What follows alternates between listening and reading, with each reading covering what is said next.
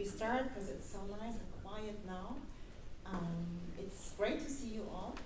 I would like to welcome you all on behalf of the Rosa Luxemburg Foundation. My name is Tanya Tabara. I'm Senior Advisor for the Foundation for West Asia and Africa.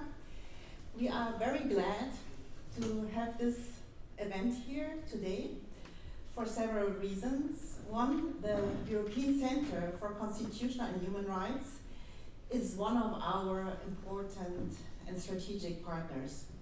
We have several joint projects, and I would like to draw your attention just to one project which I'm particularly excited about and that I think is very interesting for many of you as well.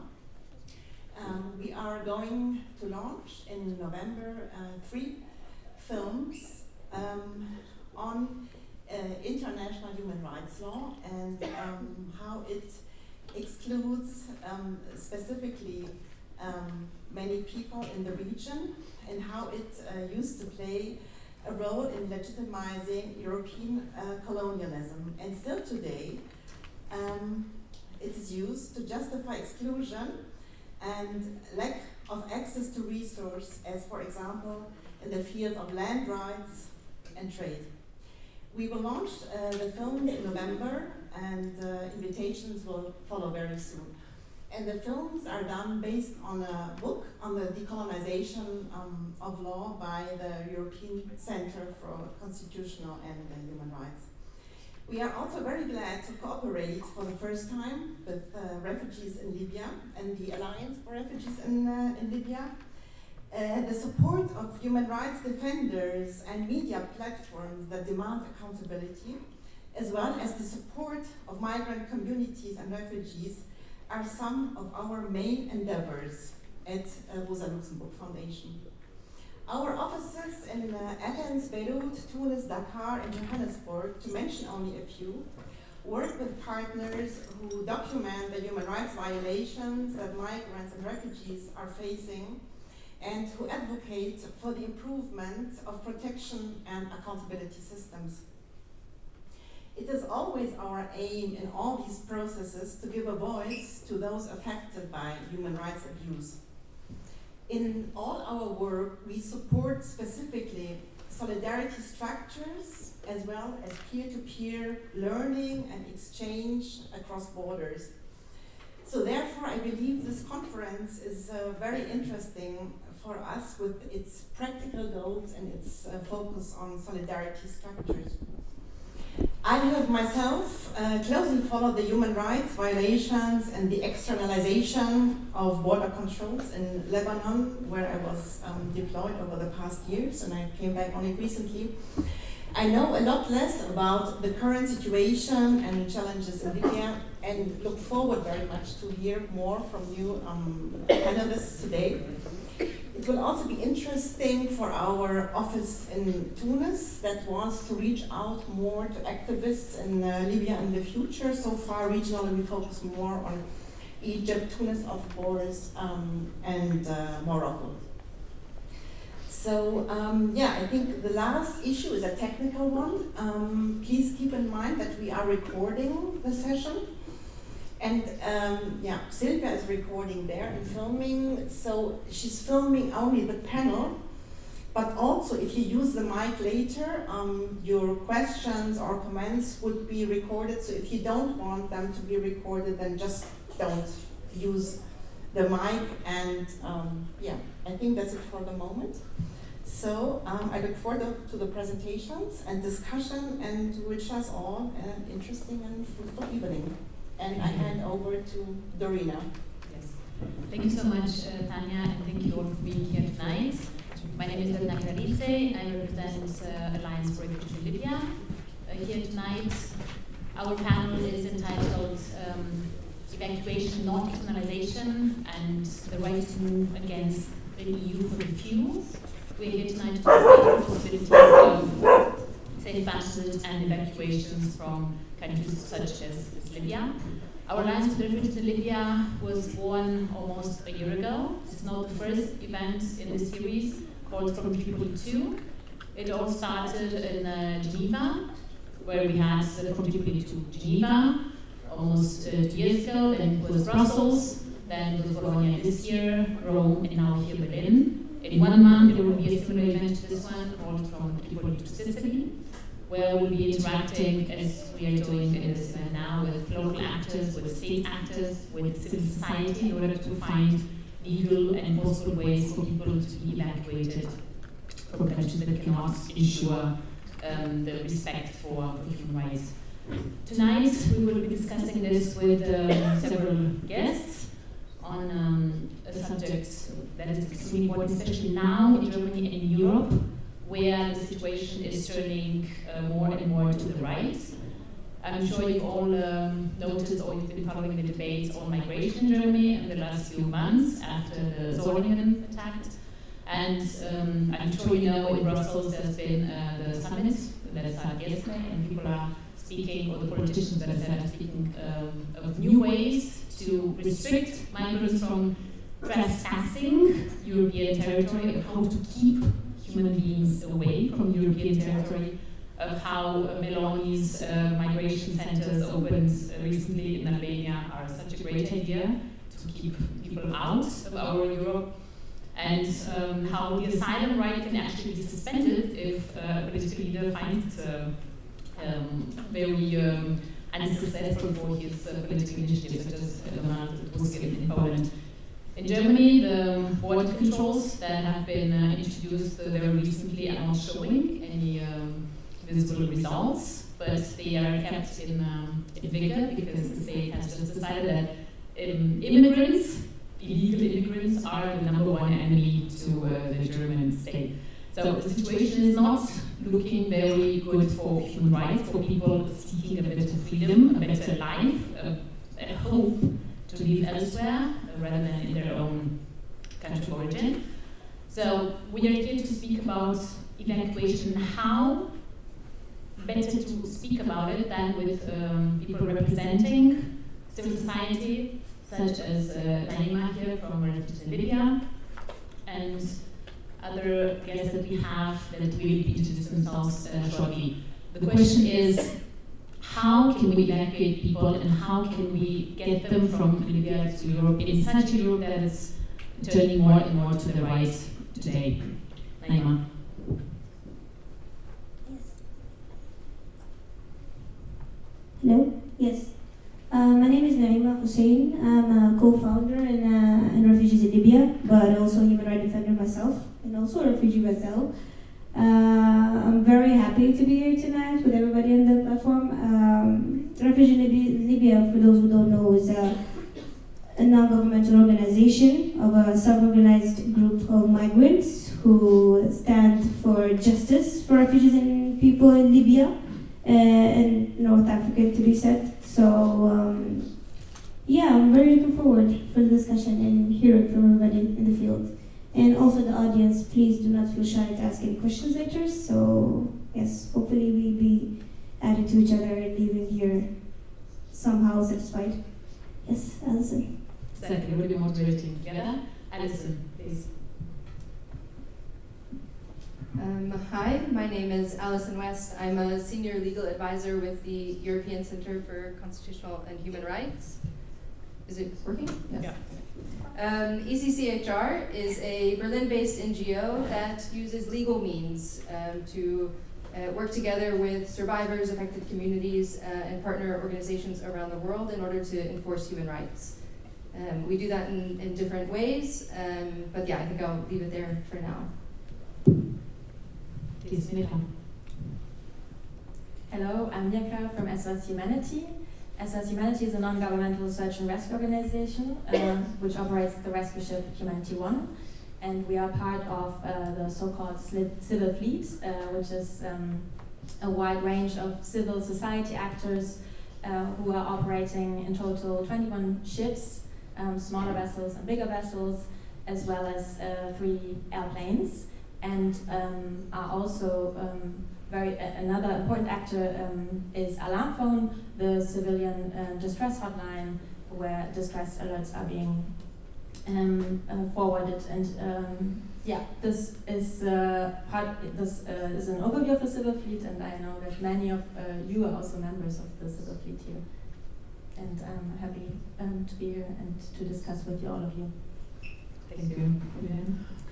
Thank you for the invitation. Hi, I'm Julian Pahlke, member of the German Parliament for the Greens,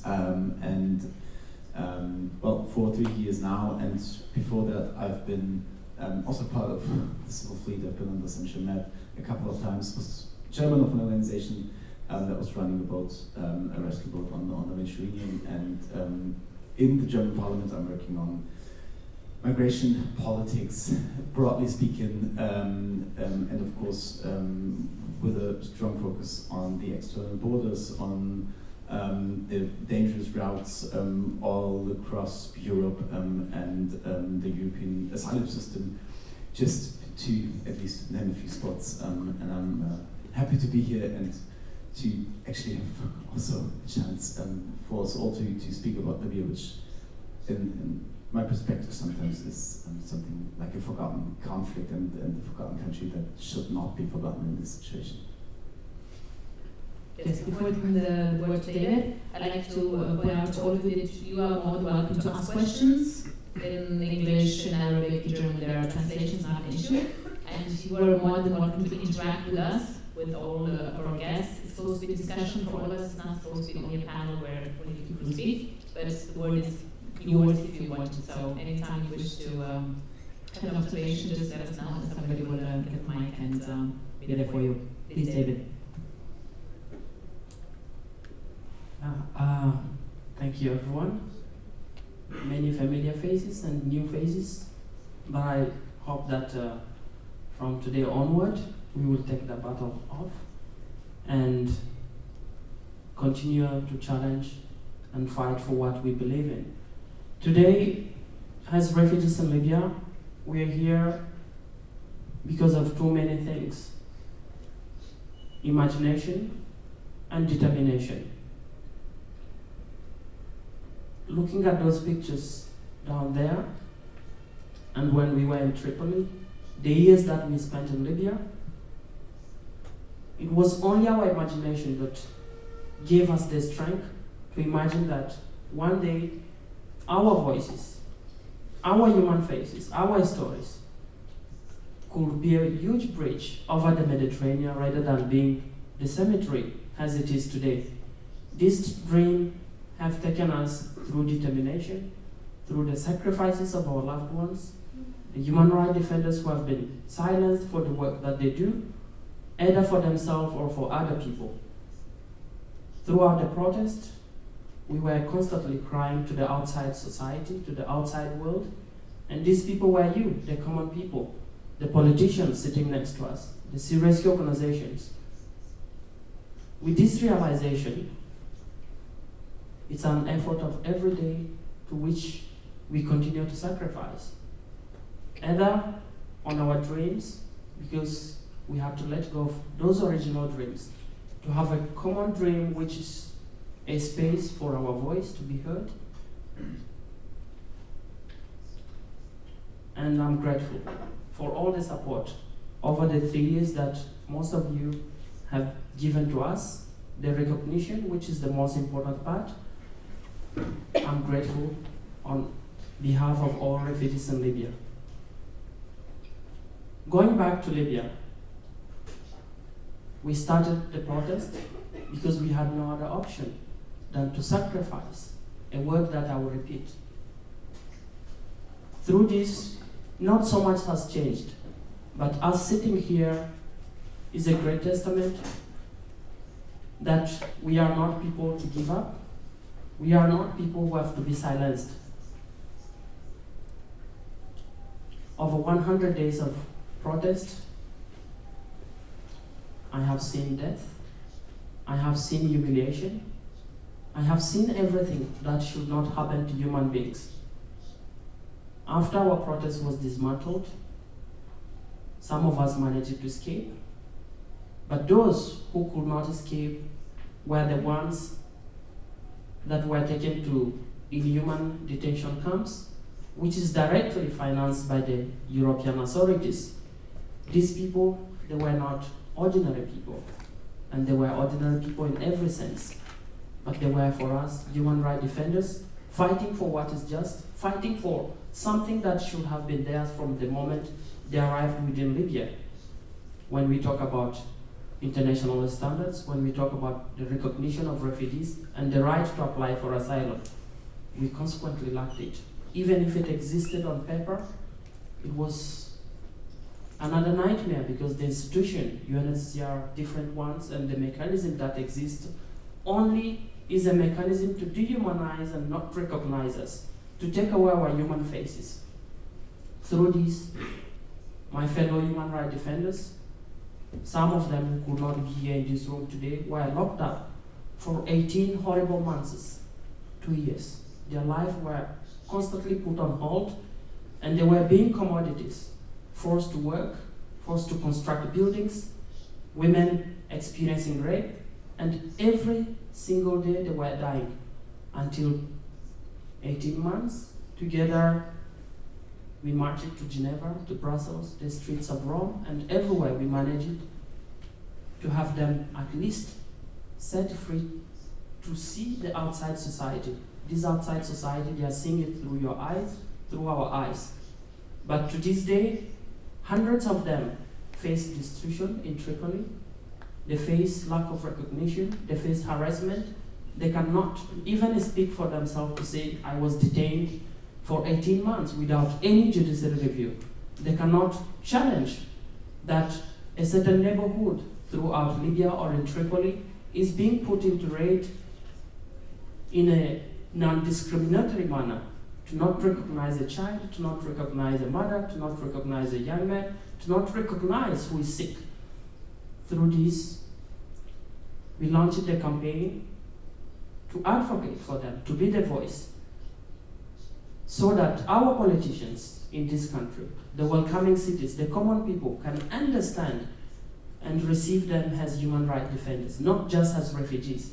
Because the term refugees seem to always take our humanity away. It seems we are helpless. We are not, but consequently there are mechanisms that put us in that spotlight of being helpless, of being unwanted species. But these people, they are not. I am one of them. I have lived life for 2 years here in Europe. I see many of you, I dine with you, and if I was to question you, no one would dare tell me that I am an invader, I am a criminal, I am this and that. For this reason, we have launched the campaigns in several cities, as they already described. But what is happening in Libya is something that we shouldn't turn away from. Now, with the conflict in Sudan, hundreds of thousands have fled to the neighboring countries, Egypt, and one of them, Libya. Libya has been a deadly country, either for the Libyans or for the refugees themselves for the past 10 years. We cannot deny all that. But how can we continue to look away without expressing or extending our solidarity equally, just because it's another continent? But in reality, it's just hundreds of kilometers from the coast of Italy, from the coast of Germany. All this, it's an invitation on this platform to listen to these people, to look at the existing mechanism, to question whether it's really Europe that stands for human rights, or it's an hypocritic regime that only deals with certain people of certain world, and this we bring the Ukrainian topic. But unlike for these particular 221 individuals, they are human rights defenders. The sacrifices that they have made is something that keeps me on the wake every single minute to this day, for the last 2 years that I survived from Libya. If I can do it, you can also do something.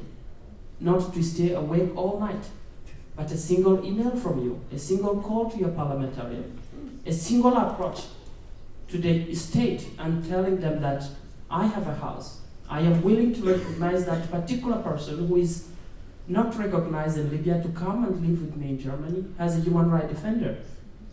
And this, I am very certain that our states, our politicians, will not look away from our request.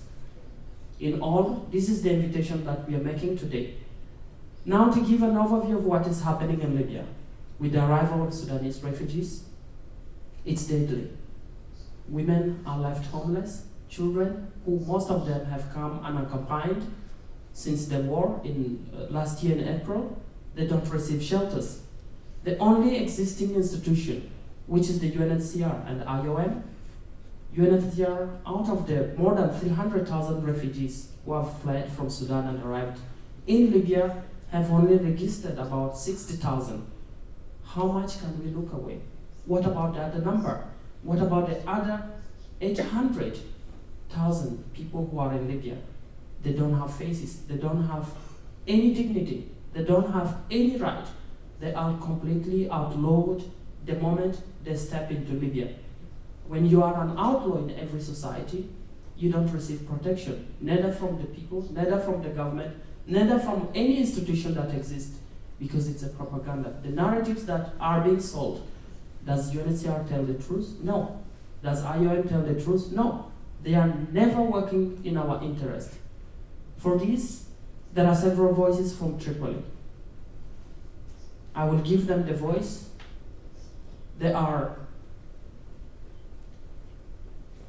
It's a huge sacrifice from them.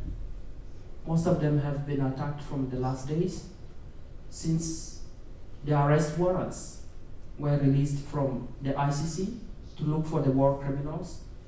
Some of our comrades have been targeted and they now live in great limbo. But after all this, they still recorded their voices, their videos, to speak to you today. And we will turn to our technician. Please. Thank you.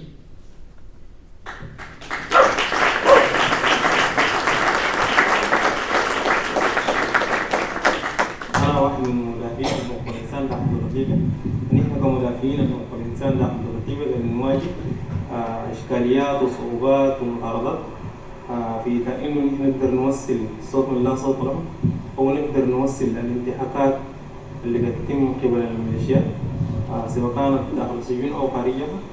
قد تتم مطالبتهم قبل الأجهزة الأمنية، وقد يتم اختطافنا من قبل الميليشيات وسجن في أماكن غير معلومة، وأيضا قد يتم مداهمتنا بطريقة عشوائية كما حصل في عام 2020 في قرقارش. تم مداهمتنا وتم سجننا في سجن خرشعات، وبعد ذلك تطور كلامنا منا ومشينا في CDC. قدرنا إنه نقدر نوصل للعالم المعاناة اللي نحن عايشينها كمدافعين ونحن إنسان، وقدرنا نوصل صوتنا للعالم. بعد ذلك أيضا تم مداهمتنا وتم إطلاق نار علينا. فبعد ذلك برضه ودونا في سجن إنذار، عملنا في سجن إنذار 18 شهر. بعد 18 شهر جواب كونا من إنذار. فجينا كيف نقدر نوصل المعاناة اللي نحن عشناها ومعاناة المدافعين حقوق الإنسان. بقينا نسمع مطاردات وأيضا في حملات يتم بطريقة أيضا عشوائية، وبيتم في برضه أيضا إرسال مختبر بتاع الميليشيات ودونا في السجون وبيطالبوا بفدية. ففي صعوبة جدا إنه نقدر كيف نقدر نوصل الصوت قبل المعاناة اللي إحنا قادرين نعيشها. لكن عبر الحملات الإبداع اللي قاعدين يقوموا بها المدافعين حقوق الإنسان في أوروبا، نحن قادرين إنه نقدر نوصل المعاناة والإشكاليات والتحديات اللي نحن قاعدين نواجهها داخل دولة ليبيا. وأيضا من التحديات اللي نحن قاعدين نواجهها كمدافعين حقوق الإنسان داخل دولة ليبيا أو في طرابلس، كلها طرابلس ما كنت تتنقل لأنه كلها عبارة عن بوابات. الشوارع كلها مربوطة ببوابات، والبوابات دي كلها بتكون فيها ميليشيات. فأي بوابة أنت مثلا داير تمر أو تركب مسافة 3 كيلو أو مسافة 500 متر بين البوابة، فتروح إنك مثلا ممكن تتعرض لسجن أو لمسك ودوك يسجنوك، أو كمان لو عندك تلفون عندك فروج ياخدها منك، أو كمان إنه يعني تتعرض لاحتكاك لجهات غير معلومة، وبعدها ممكن يطالبوا قروش مقابل إنه ممكن يفكوا سراحك. فدي كلها تحديات يعني نحن قاعدين نواجهها داخل ليبيا. فما قادرين نقوم بحركة أو مثلا إنك تقدر تعمل حاجة أو إنك تحرك مثلا حياتك لفترة. فدي الإشكاليات. لكن عبر المدافعين حقوق الإنسان والحملات اللي قاعدين يقوموا بها داخل أوروبا، قادرين إن إحنا نقدر نوصل المعاناة والتعذيب والانتهاكات اللي قاعد تتم داخل ليبيا، سواء كانت في السجون، سواء كانت في التراكين، سواء كانت في البحر من الإطلاق النار الشيوعي. فأبرهوا إن إحنا قادرين نوصل رسائلنا ونوصل الانتهاكات اللي قاعد تتم داخل ليبيا. السودانية في ليبيا. أول حاجة عايزة أتكلم عن المعاناة اللي بيعيشوها اللاجئين والمهاجرين في ليبيا. في الجانب الأول أن إحنا كلنا عارفينه، الجانب اللي بيعانوا منه أغلبية اللاجئين والمهاجرين هو جانب التعذيب، العبودية، الاضطهاد، والمعاناة الأكبر اللي بتكون في السجون. فالمعاناة اللي بيعانوها الناس في السجون معاملة لا إنسانية، معاملة قاسية جدا. بتمنى إنه يتم الإفراج عن كل اللاجئين والمهاجرين الآن موجودين في السجون. والجانب الثاني اللي نحن عايزين نتكلم عنه الجانب المخفي، الجانب الممكن ما في إنسان، ما في لاجئ، ما في مهاجر، يعني ما بيعاني منه، فهو جانب عدم الحريات، عدم الحريات الشخصية، عدم حرية التعبير، حرية الرأي، حرية المعتقدات، حرية الديانات. الحاجات دي كلها ممكن من أكبر الحياة اللي بيتعرض لها وبيعاني منها اللاجئ والمهاجر، وحتى المواطنين نفسهم بيعانوا منها. لكن في نفس الوقت المواطنين بيشوفوا إنه من الواجب وفرض إنه يتم تطبيقها على اللاجئين والمهاجرين، حتى لو هم قاعدين يعانوا منها، لكن الواجب إنه يطبقوها على اللاجئين والمهاجرين. فالمعاناة دي أي إنسان قاعد في ليبيا قاعد يعاني منها، عدم الحرية. فأنا واحدة من الناس كان دخلتني في حالة اكتئاب شديدة، عدم الحرية دي. يعني بكون قاعدة أفكر إنه ليه ما بقدر أخذ حريتي، ما بقدر أطلع براحتي، ما بقدر ألبس براحتي، ما بقدر أتصرف براحتي. وأكيد كله بيكون من حرية التعبير اللي نحن محرومين منها، وبتعرض حياتنا للخطر، ممكن تؤدي حتى ممكن توصل للقتل، توصل للتعذيب. إنك تكون مدافع عن حقوق الإنسان. فأنا واحدة من المدافعين عن حقوق الإنسان، حاليا بسجل في الفيديو وأنا خايفة إنه الفيديو يوصل لجهات معينة ليبية، أو يعرفوني أو يلقوني في يوم من الأيام. فبخوض كل الاحتمالات الممكن أن أتعرض لها. فإنه أنا أشتغل في حاجة زي دي، أساعد الناس، أكون مدافع عن حق الإنسان، فدي حاجة صعبة شديد في ليبيا. وبالذات لو أنت كنت مدافع عن حقوق اللاجئين والمهاجرين، فدي من أصعب الدفاع اللي أنت ممكن تدافع عنه. فكرة إنه أنت ما قادر تعبر عن معتقداتك أنت في الحياة، فكرة قاسية جدا، فكرة قاسية شديدة. فدي ممكن من أكثر الحياة اللي أنا بعاني فيها في ليبيا، وأغلبية الناس أو 3/4 الناس قاعدين يعانوا من نفس الحياة دي. من أقرب الأمثلة إنه المثال، نحن حاليا قاعدين في الحي بتاعنا مجموعة كبيرة شديد طبعا من اللاجئين والمهاجرين، عائلات سودانية كثيرة وفي عائلات نيجيرية وكذا. ففي الحي طالبين منا المعونة إنه نحن كنسوان إنه نكون واقفين في الشارع ونتكلم ونتونس وكذا في الشارع.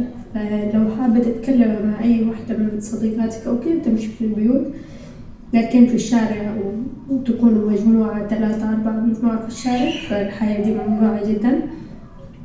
وفي منطقة تانية برضو لدرجة إنه قالوا إنه دايرين يطلعوا كل السودانيين من المنطقة دي. دي أصعب حاجة إنه قاعدين يعانوا منها، عدم الحريات كل اللاجئين والمهاجرين هنا في ليبيا. وفي الأخير أنا ما حأجيب عن الدفاع عن حق أي إنسان ضعيف ومحتاج للمساعدة ومحتاج للدعم، لاجئ كان أو مهاجر. حكون دائما واقفة وداعمة لهم، وبعمل كل اللي بقدر إني أساعدهم فيه. وبتمنى إنه يتم احترام حق اللاجئين والمهاجرين، وإنه يتم احترام إنسانيتهم وحقوقهم في الحياة، وإنه كلهم يقدروا يتحصلوا على حياة آمنة وبلدان آمنة شديد، وإنه يتحصلوا على حقوقهم الإنسانية كلها ويقدروا يحققوا أحلامهم وطموحاتهم كلها. نحن كمدافعين عن حقوق الإنسان أملنا إنه نطلع من ليبيا ونقدر نواصل مسيرتنا بكل حرية، ويكون عندنا حرية التعبير، ونقدر ندافع عن حقوق الإنسان، ونقدر نقدم حاجة كبيرة شديد للإنسانية في العالم. بنتمنى شديد الحاجة دي. شكرا. Hello everybody. I start by reminding you of why of Martin Luther King. Hello everybody. I start by reminding you of why of Martin Luther King that says a right denied is a right denied. I'm recording this video from heart of Tripoli, and I'm the one of human rights defenders in Libya who have started defending for our rights since 2021. During our journey of defending the human rights, we have passed through many obstacles and challenges, but we are still doing our best to not be silenced. I would like to thank all comers who raised the set and speaking on behalf of us and passing our message to the world. And I really thank all the activists, lawyers, and politicians who are standing beside us and organizing campaigns from time to time in different countries of Europe. We need from you to continue your activities because we really need your help and support.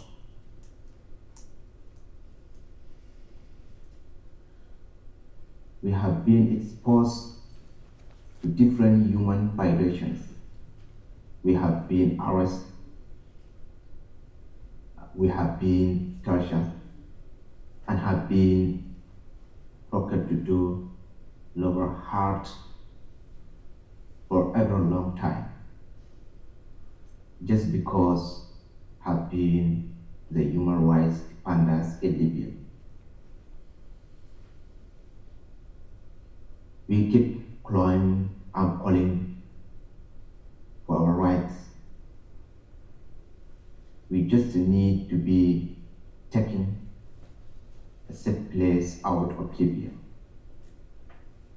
So let's keep fighting for our freedom. As a proverb said, no one is free until everyone is free. Thank you.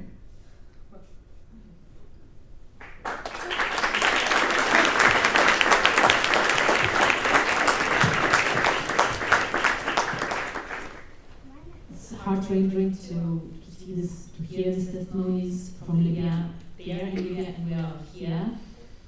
But it's necessary to see and to hear what people are experiencing there still, and what we can do from here to help them get out of the hell they're living through.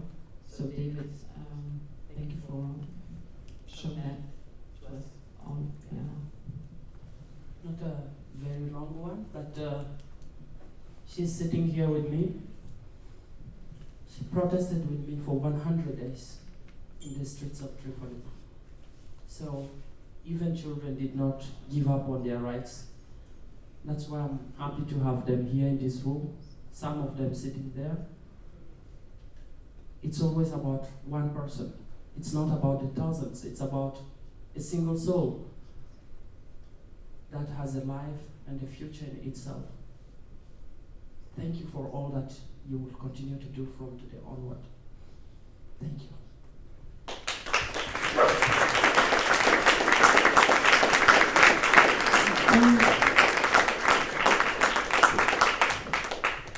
Yeah, that was very powerful and very heavy to process actually. actually. And I hope it really reached each one of you here. I don't know if you have noticed that each one of them was emphasizing that they are talking to a common person, a politician, a civil society organization. So they're really aware that we are here, sitting here as a collective, emphasizing their voices. So please do not underestimate the existence of you being in this room, because these people back there really have high hopes just because you are here and giving us the acknowledgement that we needed. So I'm very happy and proud of each one of you here to begin with. So thank you, everyone. Thank you, David. Allison, you have worked with David, I think, in legal issues in the past. So would you tell us more about this?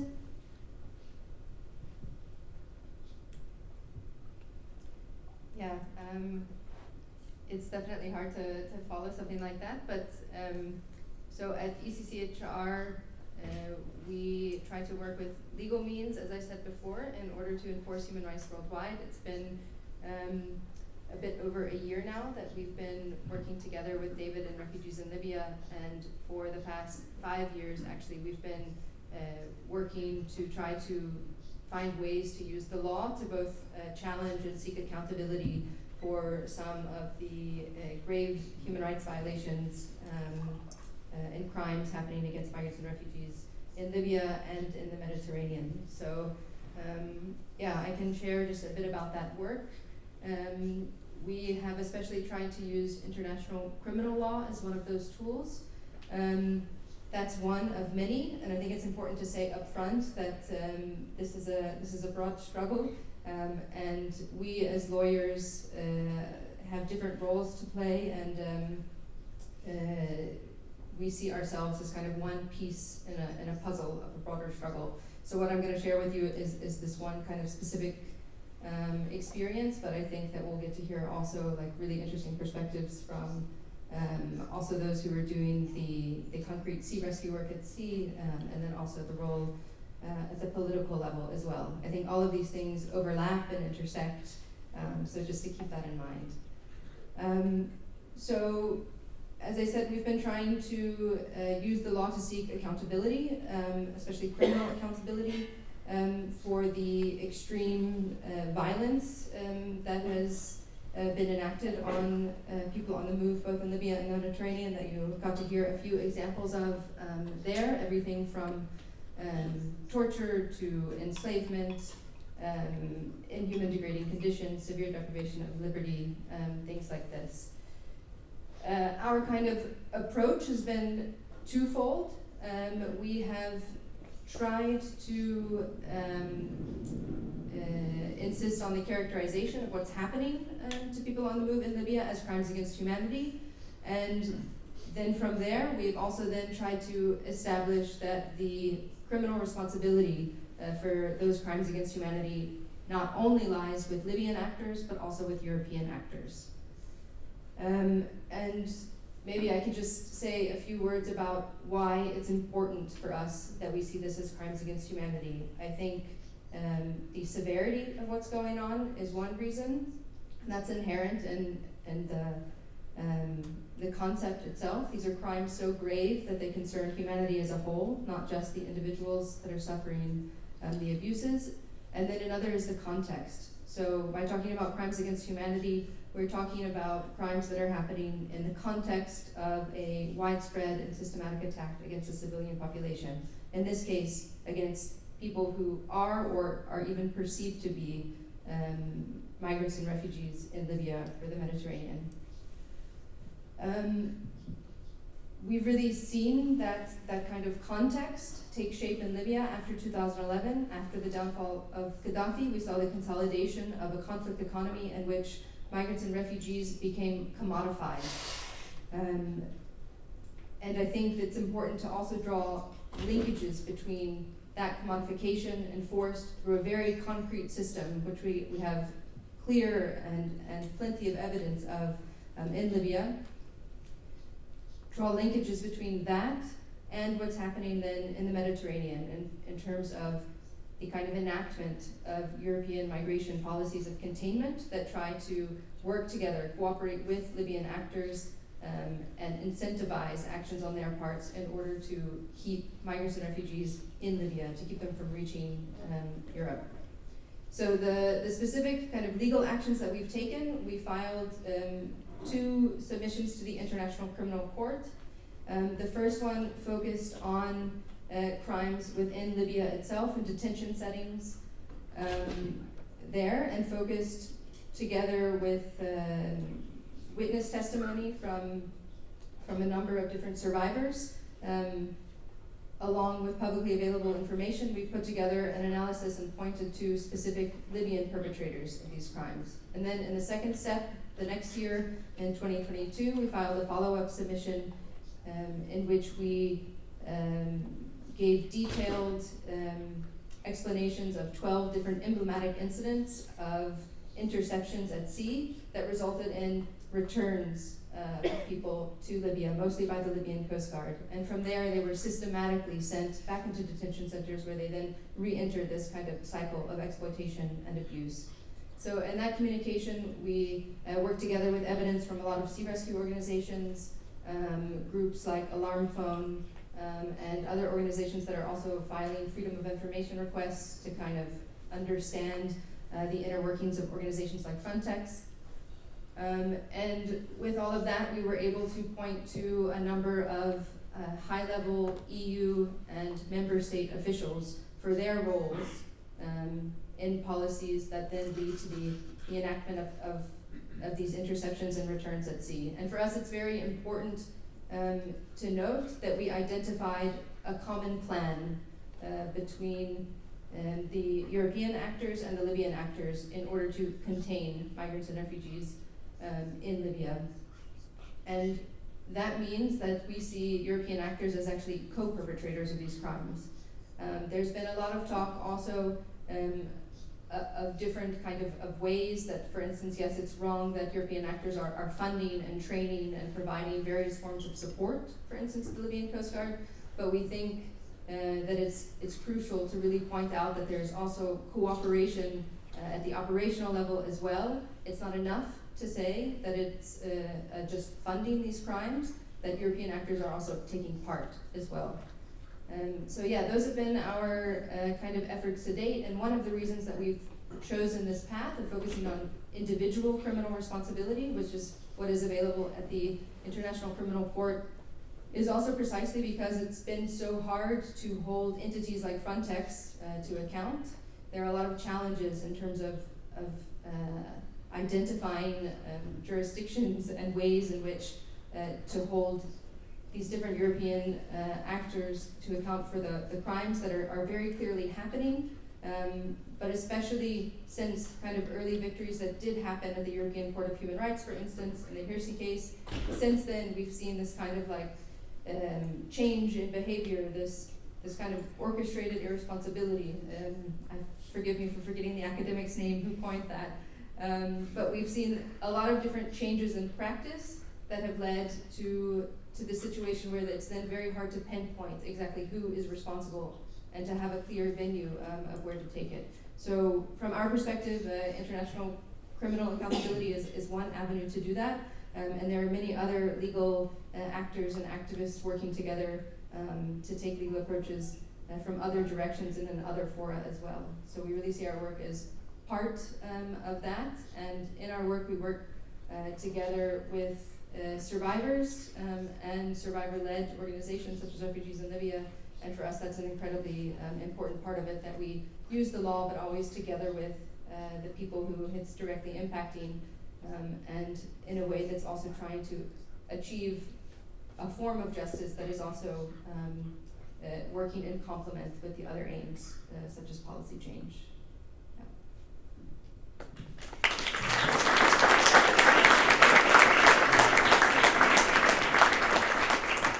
Yes, thank you, Allison. It's good to know there is such a thing as accountability. There is still justice we must aim for, even if in Europe so much injustice is happening. And the work that you're doing together with the collectives and the sea rescue organizations is, of course, is essential.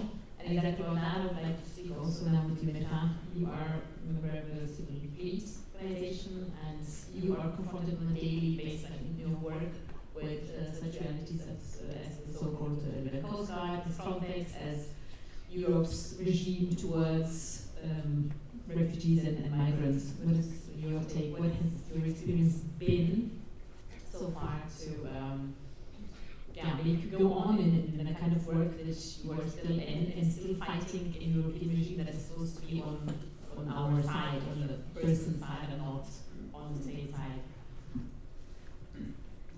The situation we're witnessing in the Central Mediterranean Sea is directly linked to the situation in Libya that we are hearing about by refugees in Libya and by other actors. And we are witnessing how a complete disregard for international law in the Central Mediterranean Sea by state actors, such as Frontex, such as coastal states, as Malta and Italy, who are not responding to distress alerts, not forwarding information, unless to the so-called Libyan Coast Guard, who is pulling people back to Libya, to the horrific conditions in violation of the non refoulement principle and of international law in general. We are witnessing how these actors are funded by the European Union. Since 2017, Italy has donated at least 36 patrol vessels and to the so-called Libyan Coast Guard. In March this year, Humanity One was conducting a rescue operation, 3 boats in distress with approximately 100 people who had fled from Libya. And the so-called Libyan Coast Guard arrived and violently interrupted the ongoing rescue operation. And people fell and jumped into the water. It was a situation of panic. The so-called Libyan Coast Guard threatened with gun and fired a shot into the water where people were. And Humanity One was only able to rescue 77 people. An unknown number remained in the water, and an unknown number was taken back to Libya. According to the survivors on board Humanity One, at least 1 person drowned during this incident. The patrol vessel that interrupted and in this moment led to the death of at least 1 person was funded by the European Union and donated by Italy. And it's been one of at least 10 incidents that happened only this year that were reported about by the members of the civil fleet who were on scene. Many other incidents were not reported because no one was able to report about it. Same goes for all the shipwrecks that we don't know about. Since 2014, at least 30,500 people have died in the Central Mediterranean Sea. On average, 4 people are dying every day. And these are only the numbers we know about and the people we know about, not numbers. Each one is a person. And the people are dying, and we don't know about all of them because not every time is someone there to report about it. The European Union is continuing to equip and fund these actors and also forwarding information and enabling all these crimes against humanity, the vicious cycle of human rights violations at sea and in Libya. And they are spending 888 million euros for externalization policies, the EU and its member states, for outsourcing responsibility to Albania, that's a very new thing, by Italy, Libya and Tunisia. That's almost €1 billion that could be used to actually save people's lives, to protect the right to asylum in the EU and at Europe's external borders. And this is why we have to, I think we have to challenge the funding, and we have to hold state and state actors accountable, and this is how we have to work together, all of us.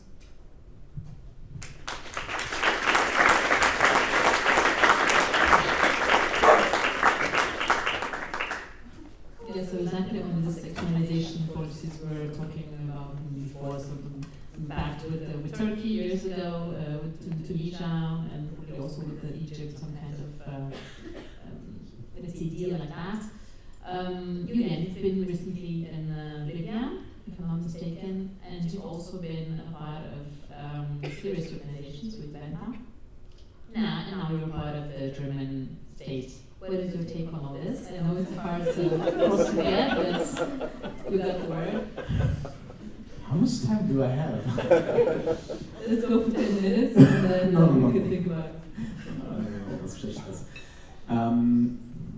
So, to start with, European politics is making the same mistake over and over again for at least 10 years now. If we look back to what, 2013, 2014 started practically was that Libya, that the Northern African countries somehow became the focus of migration politics. It was all this funding, all this involvement in these countries was happening under the expectations that it would be possible to keep people away from fleeing, from escaping war and terror and conflict. And to make this short, it didn't work out.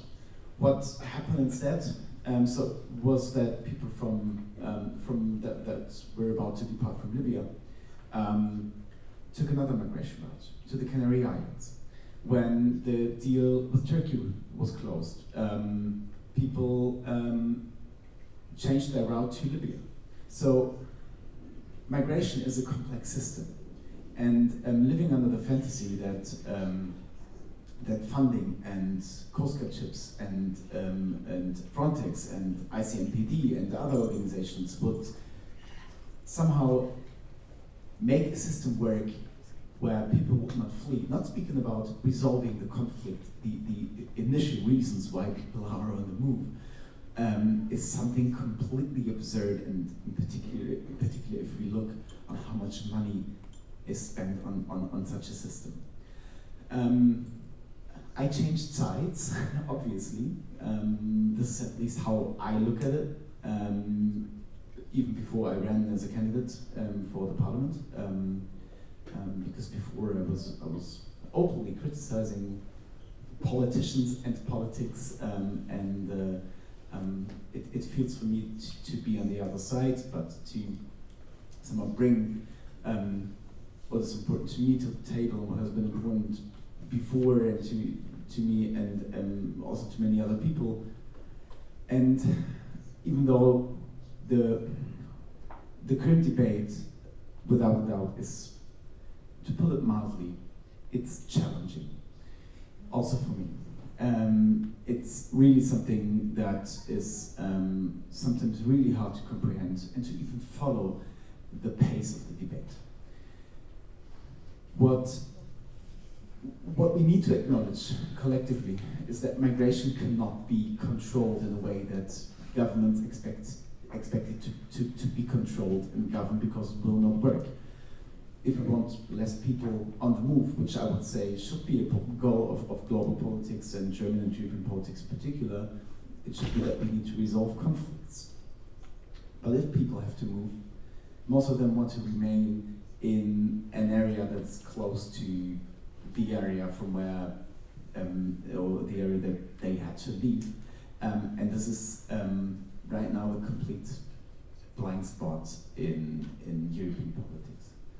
I'm actually very grateful for you, Allison, to working on holding the European institutions accountable, maybe even states if possible, because I think this is something that is most of the time happening under the radar, but I know how much time you and other organizations are putting into this and trying to challenge the practices. What we're at least trying to do is to impose harsher controls on Frontex, on the funding that Frontex is using, and that they at least, and I mean this is not something, not an extreme demand, that they are simply following the rules that are put on them. And we have regulations that say Frontex has an obligation to rescue. There is no excuse, never. but they manage to find a workaround most of the time. When Frontex drones are flying over the Mediterranean, they only, in a very few cases, report the distress cases to the boats in vicinity. And vicinity is something like 50 nautical miles in radius, so that's roughly 100 kilometers, 80 kilometers. And they barely do this. At least through politically challenging the new director of Frontex and challenging their funding, at least they're changing this practice. Slowly, but it's helping at least a very little bit. And because the European Union has its, at least from the perspective of the Commission, its difficulties to provide boats and aid to Libya directly, they're channeling this funding through Italy.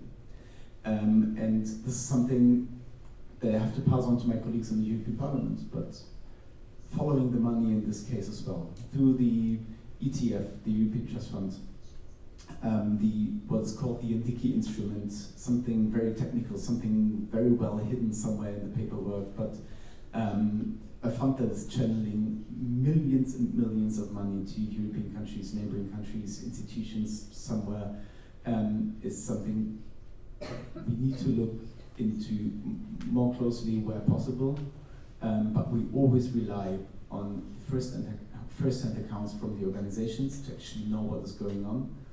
We rely on organizations like the ECCHR, and we rely on testimonies that we've seen on screen and people that sitting with us here up on stage. Because I want to admit this very openly, otherwise we would never be able to at least shed a bit of light onto what is happening inside this country.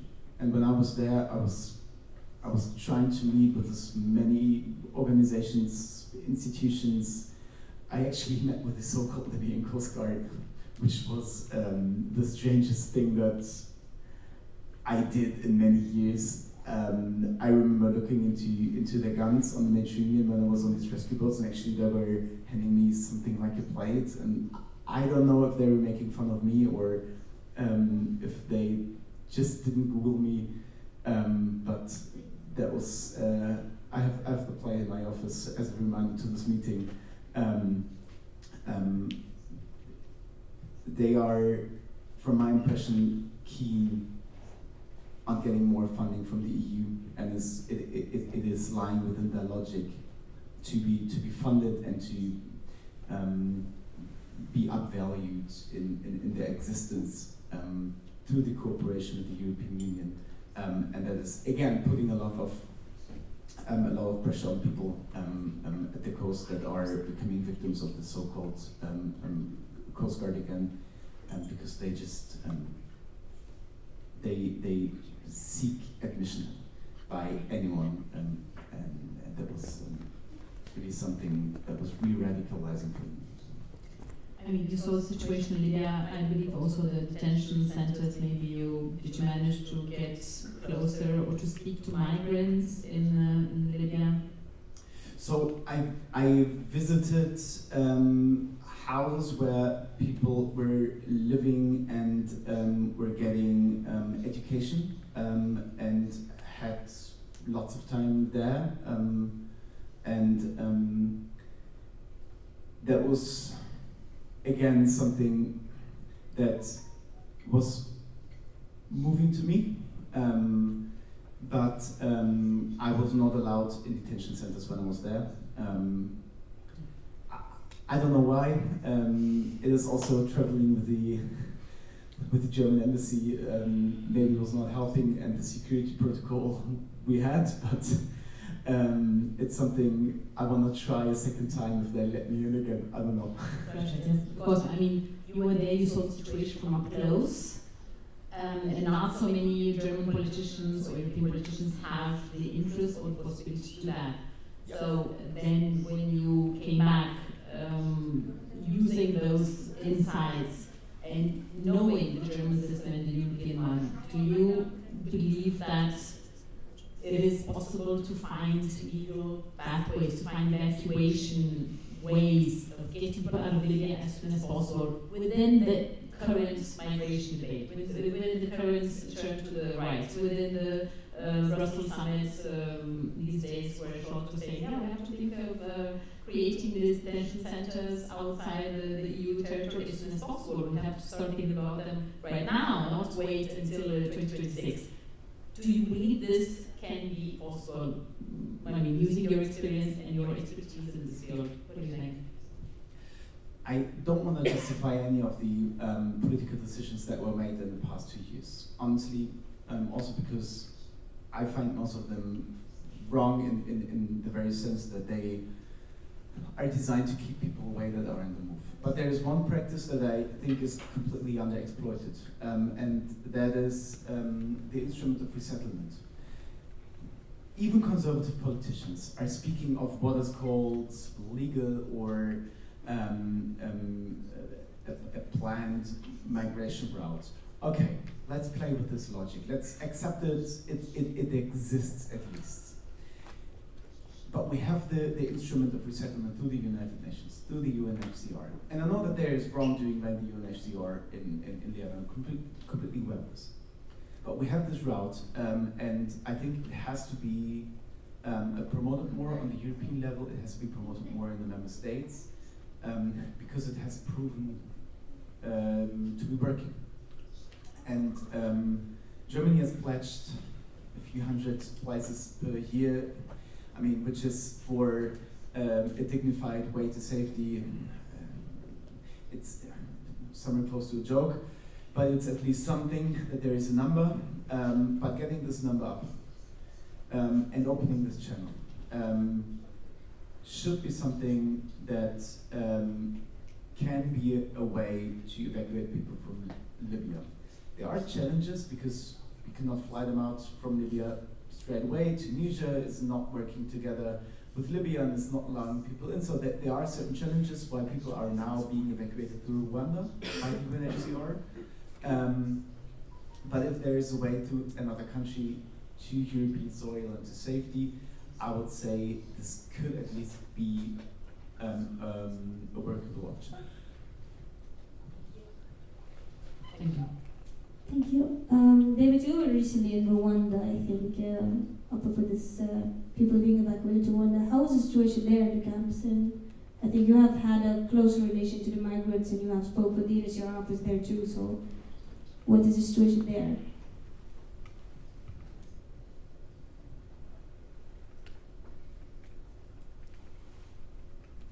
I think before I speak about the situation, he just touched upon something which I'm always standing up against, and I'm going to do it right here, which is UNHCR. If we look at Libya, I just mentioned in the beginning of my statement that there are more or less 800,000 refugees in Libya, but UNHCR has or is claiming to have registered about 60,000 of these people. And the ones that benefit from the services of UNHCR, at least until to this year, they have only managed to provide and visit 100 households, which means it's a family. So how could this mechanism prove useful? I have waited myself in Libya for 4 years. I was not recognized as a refugee with this so-called UNHCR mechanism. Well, in Chad, I was already a refugee with the same identity. When I came, I had to undergo the same zero process again. How much long the life of these people can be postponed? I'm glad they took you to visit where people are having education, but we have people here working with us on the hotline, which operates 24/7 to provide assistance to people. None of the people, even from my experience, receive education in Libya through either UNHCR, IOM, or the existing mechanism or entities that German embassy may be able to provide. This is not happening. Looking again at UNHCR with the mechanism such as Rwanda, such as Niger. Niger is now on hold since the coup d'etat. But looking at this year alone, since January until now, less than 300 people have been resettled out of Libya using these legal means. But when we look at those concentration camps, there is something which is not right. Over 30,000 people are incarcerated as I am speaking inside those detention facilities, which is immediately financed by the EU actors. So who is the master here? If I'm paying you to construct a house and keep people inside, how can I not have the authority to come and access this facility? And this is just for the next visit that you go.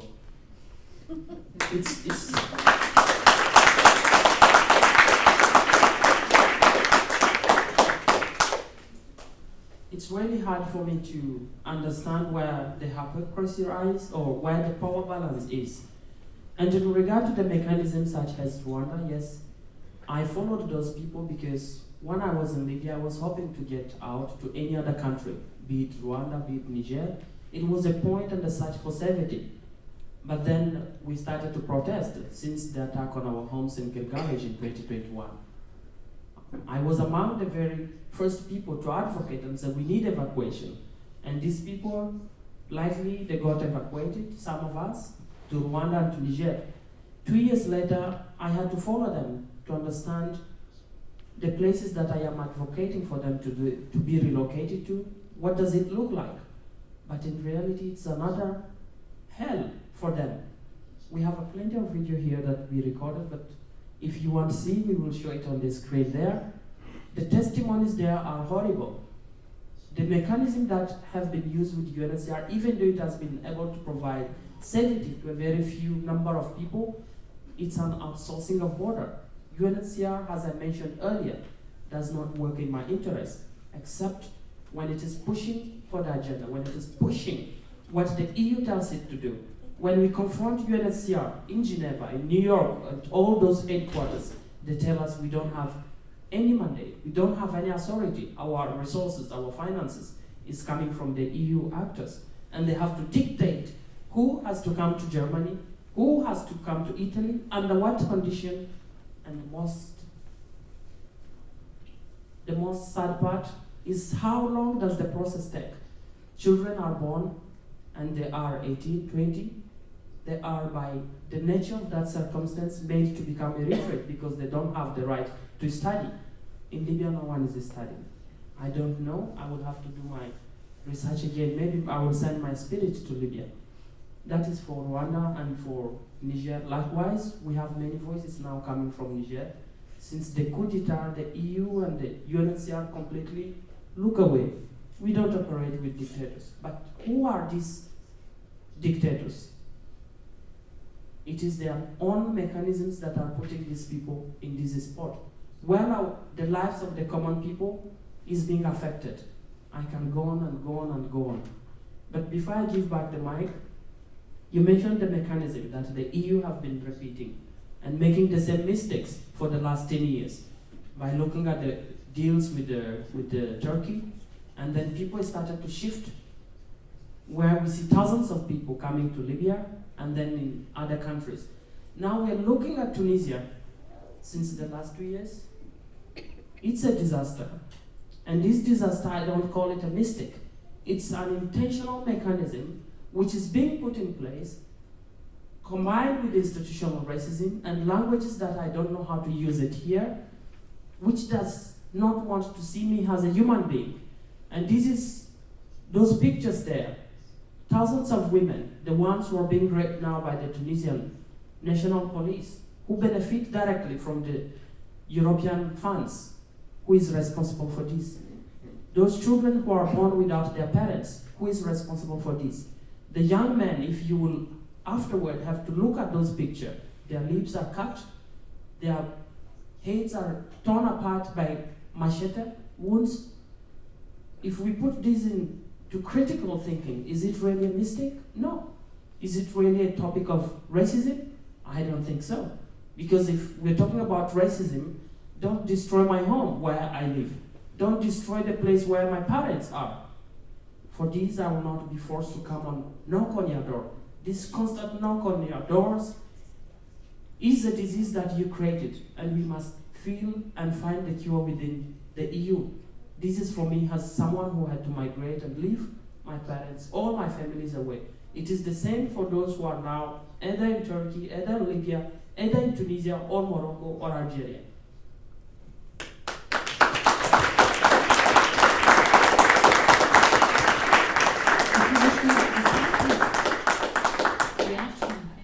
Yes, I wanted to add something. Thank you, David, also for bringing up Tunisia. And I think we should also look at Germany when talking about Tunisia and the role of Germany, because the German Federal Police and GIZ, the German Development Agency, are directly taking part in training the Tunisian National Guard, who is committing these crimes that David just reported about, and also to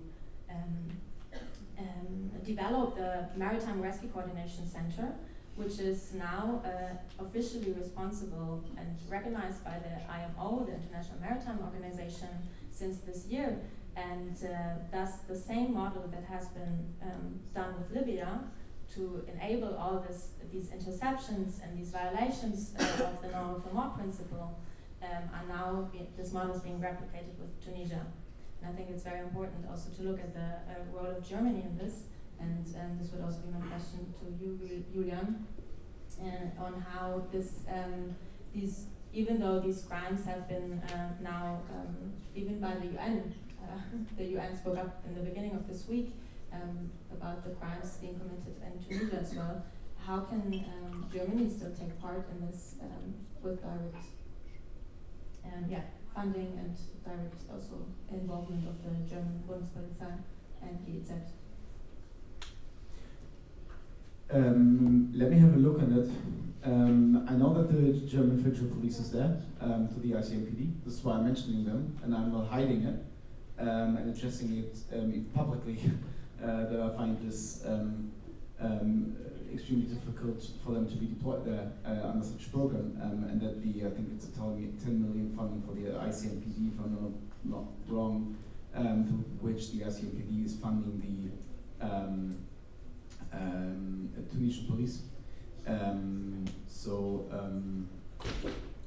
I'm questioning this organization as a whole, because they are involved in different practices, and I think cooperation with the ICMPD and with this with such state actors is something that should not take place, even though I'm not quite sure of how much they are involved in building up an MRCC, but if you have details, send them over. Yes, I think it's very important to have this kind of conversation through level with each other, because Germany is a country that has experienced both discrimination as migration, and it's a country that is supposed to support human rights and do its best in sustaining them at all costs.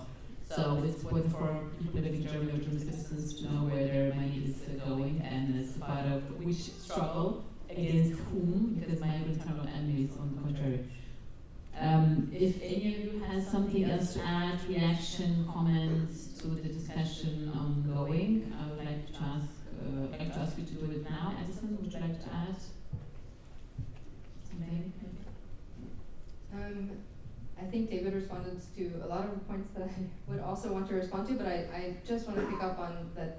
I'm incredibly disturbed, perhaps not shocked, but disturbed by your visit to the Libyan Coast Guard, and I think, yes, of course, they are happy and invested in continuing to receive money from European sources. I think that gives them a lot of both financial as well as political incentive to continue this process of interceptions and returns. And we can't forget that feeds into an entire system where they profit on both sides. So there is profit that is happening between collaboration happening between Libyan militia members and members of the Libyan Coast Guard and the detention centers, where people are not actually let out, except under conditions of extortion. So they pay on the one hand to get out, even have an attempt at sea, and then they are intercepted and brought back again. So I don't know. For me, this is one area where I see legal accountability as one of the only ways that can possibly make politicians who, as you said, have been making the same mistake now for the last 10 years in continuing to create these deals, first with Turkey, then with Libya, and now with Tunisia, So for me, this is even more evidence that we need to keep pursuing this path. And I would love to know from you if there are specific kind of reactions that you had to that, and what you think your role from the political perspective would be to actually use this relationship in a way to change the situation. So, I don't know if you were wondering why I visited them, if I got that correctly, but that was something I really wanted to do. And I'm not conspicuous that I would collaborate with such criminals that I have witnessed on the Mediterranean a number of times, and I've seen to what they are capable of. So, because most of the funding is coming from the European Union, it's something we try to get a better insight on the European level. Where's the money going to? How is this working? Why are they even being funded? It's something I cannot do on a state level because this is done somewhere else. What we need to stop is from national level the education of this Coast Guard. We had a mandate of the German Grünen in which the education and training of the so-called Coast Guard was a part of. And in, I think it was winter 2021, 2022, January somewhere, we passed the mandate in the German parliament for the first time without the education and training for the so-called Coast Guard, because we raised this issue to the ministry and made sure they are not being trained by the German military. That is part of a military mission in the Mediterranean, and this is at least something that we can do on a state level. But our arm is not that long that we can reach into Italy or Malta or somewhere else, and this is where we're certainly, or I am definitely reaching a glass ceiling that I cannot break that easily. How about the mandate, the EU mandate, since it's still part of the EU mandate, the training of the so-called Libyan Coast Guard? Will Germany advocate within the EU to take it out of the mandate? Yes, that's what we're doing, exactly. But we need a decision by the majority of the European states, and we are not the majority, and this is why it's still in. But the position of Germany is to have the European mandate according to the German mandate, yes. Yes, David? If I make my many questions, I will start with either proposal or an invitation to act. Before that, I think I have to make clarification between what you say as one of the resettlement mechanisms being underexploited. This mechanism, I don't think it applies for the people, at least for this category of human rights defenders that we have been advocating for. First of all, they spent 3 months and 10 days in front of the UNHCR. The UNHCR called the militias on us, they shot at us. My colleague was shot on the field in my presence. And after that, the UNHCR abandoned them in the detention of Enzara for 18 months. After they were released, they also abandoned them. They cannot access the gate of the UNHCR without being taken to police station. And this police station is not something that functions under a regulated, authority. It's entities of militias and mafia that are immediately called, that call themselves the security apparatus, and these people are persecuted on everyday basis. That being said, we initiated this campaign to recognize them as human rights defenders. What are the existing mechanisms in Germany when it comes to human rights defenders around the world? Is there any? And if it's not there, how can we create it? And now that you have managed to visit Libya, and also there is the German consulate, how possible is it for the German consulate in Tripoli to meet with our human rights defenders, to understand what they are experiencing. And can these people go to the German consulate to ask for asylum inside? Because you said to evacuate them directly from Libya is not quite possible. But is this also an option? Can they go there to ask for asylum? And okay. Okay, let me start at the beginning with UNHCR. When this huge protest was happening in Tripoli in front of the UNHCR, the old UNHCR building, for their practices, there was a coincidence, we had Filippo Grandi in Berlin. We met with him, and we met with a couple of UNHCR officials, and we're having a pretty long debate exactly about this case, because many people saw what was going wrong in these days and weeks while the protests were there, while the camp was being removed. This is why I've said before that also this agency has a history and has or had a practice of wrongdoing that I cannot deny. Because we have so little ways outside of Libya to evacuate people.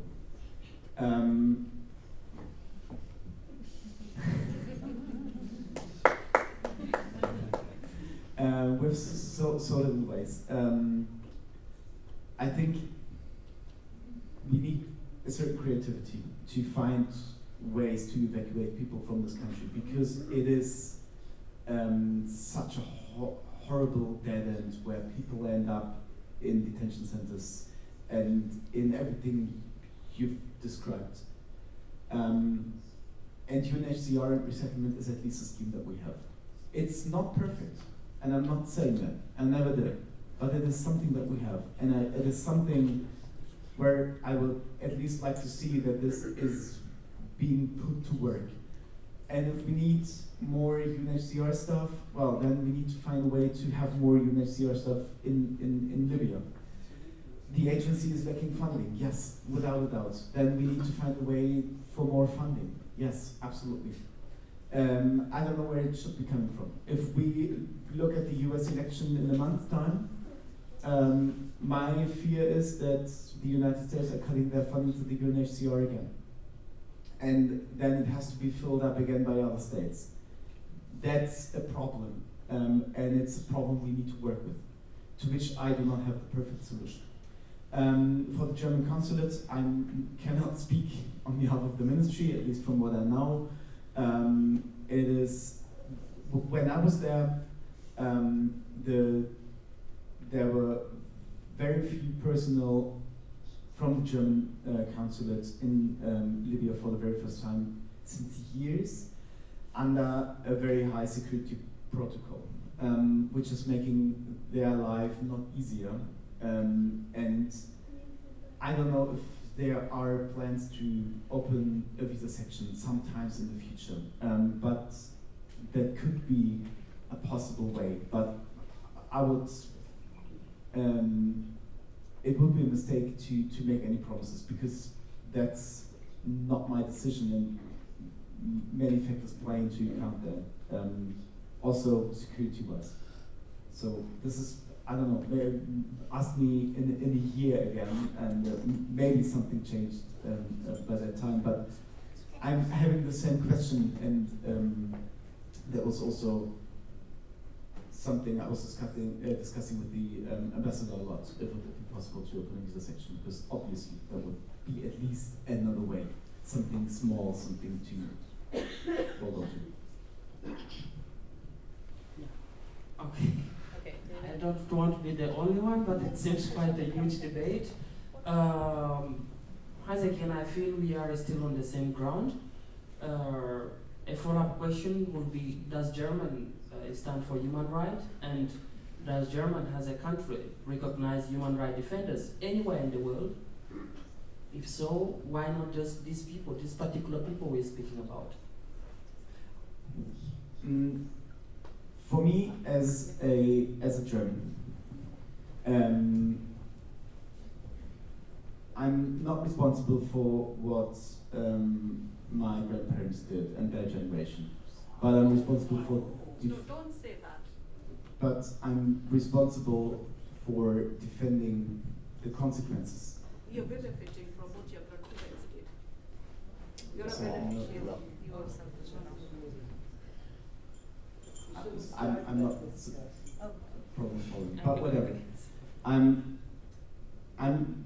I'm responsible for defending the consequences that were derived from the horrors that were coming from this country. And one of these consequences is, there are many. One of them is the European Convention on Human Rights. We're trying to implement programs to protect human rights defenders that are protecting fundamental rights, even though that's difficult in some country contexts, in particular in Libya, because I mean there's very little structure that you can turn to. And when I was there, I met organizations that are working on this and are also trying to protect others that are being pressured. It's fairly difficult, but yes, that's hopefully a common German priority to defend human rights. Thank you so much. I will ask you in the backyard. So For now. At this point, I would say we can open discussion to the audience. We can interact with any of our guests. Wow, lots of people. You take your pick. Where? Choose. And I think we also have a translator for the questions. So if someone is asking something in Arabic, please let us know that the translator is coming and is making the translation in the microphone. Should I start here? Yeah, thank you very much, David Yambio. Africa is proud of you. And I'm connecting to the struggles that I have been here. And I hear you as a politician saying 10 years of recognizing about the situation in Libya. But I want to talk about the political amnesia that Germany has, because it's not 10 years, 12 years ago we were in Oplatz. I think this situation is only changed with years. And then in Oplatz we had the Lampedusa situation, which was more or less the same. So it's different times with different key players. And that's why I'm talking about the political amnesia. And sometimes I listen to politicians and you spend almost half an hour saying nothing because you don't come up with solutions. You're the people representing these problems. And what is now constantly happening is that politically, the problem has become migration, as if migration is the only problem Europe has. We have nothing to do with your low birth rate. We have nothing to do with your aging demography. We have nothing to do with the war in Ukraine that has skyrocketed prices. We have nothing to do with everything that is happening in Europe. But migration becomes the only topic, whether it is the left, right, or the center, unify on. And that is disgusting. Now we have the EU Pact, we have the externalized borders, so the increase of, and he's asking if you believe in human rights. And this is exactly what now is continuing. The externalized borders where enormous issues on human rights will now again be the topic. So I'm just trying to emphasize on what David is talking about.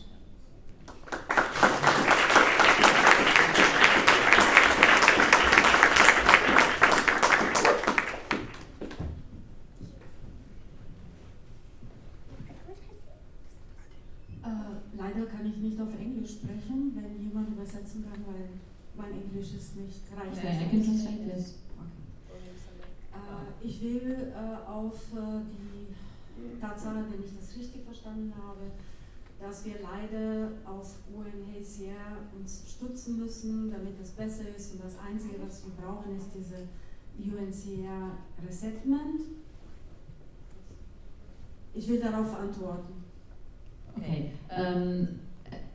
Sigrun, can you maybe do that with the translation?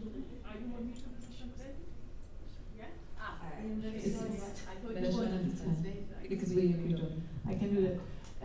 She's saying that she was understanding from what I think maybe Julian said, that even though they're not perfect, that in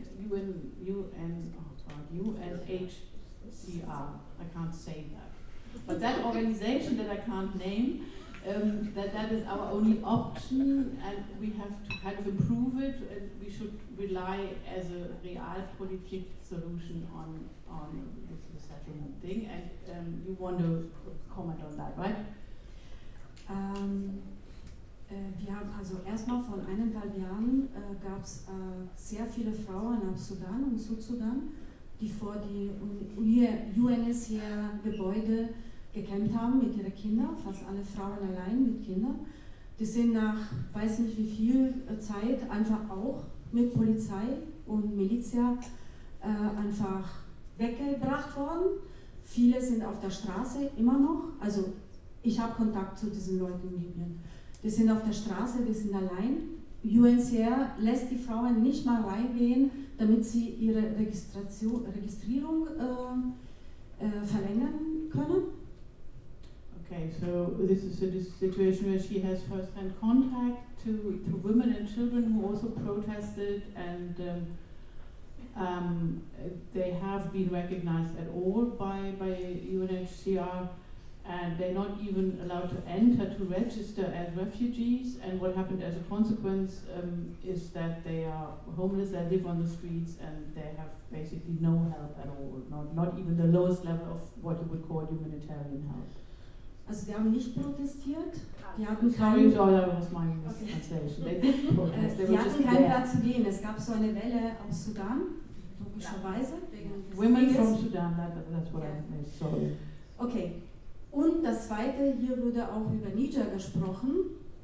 Wir haben Kontakte zu den sogenannten Humanitarian Center in Agadez, finanziert von Italien und EU und organisiert von UNHCR. Ich habe Fotos, schreckliche Fotos.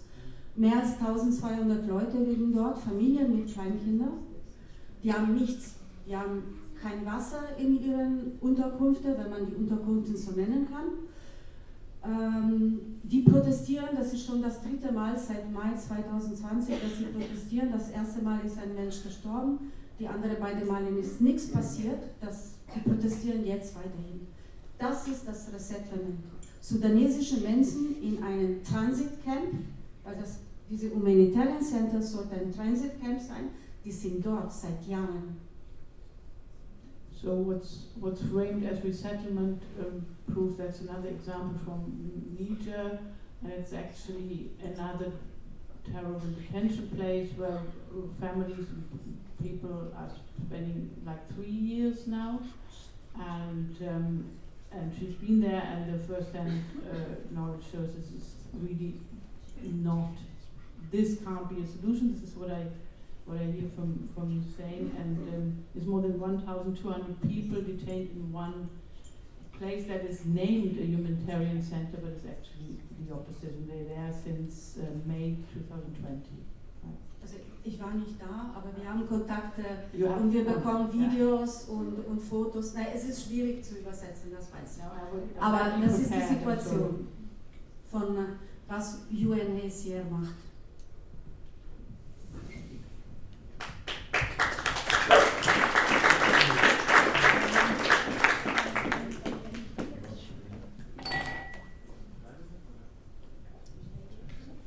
Julian, if you wish to react or respond, it's fine. Sure. I just have 2 questions to the members of the Parliament of Germany. My first question is the German government aware of the war in Sudan? I know there's a war in Palestine and Ukraine. Is the German government also aware of the war in Sudan? Question number 2 is Germany going to work or to stop European Union, because Germany is one of the European Union countries. Is Germany also going to stop European Union from funding Libyan Coast Guard, which they say it is official, but we know it is a piracy, or they are pirates, because pirates are people who kidnap boat or ship in the sea. So I've been in Libya for 5 years. I know what's going on there. So will Germany also stop European Union from funding Libyan Coast Guard? Thank you.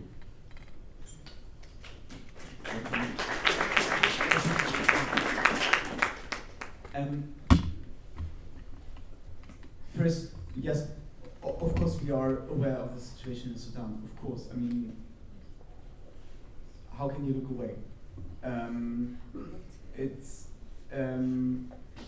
We cannot stop the war. That's also part of the truth. But what's being done, at least to what I know, I cannot give you the full picture right now because I'm not that deep into where the help is going right now. But there are somewhere in the 2 or 3 million figure humanitarian help is going into Sudan.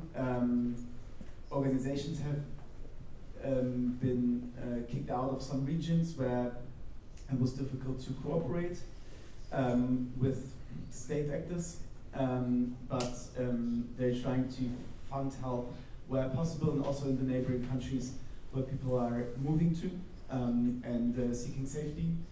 And this is, at least for now, a contribution.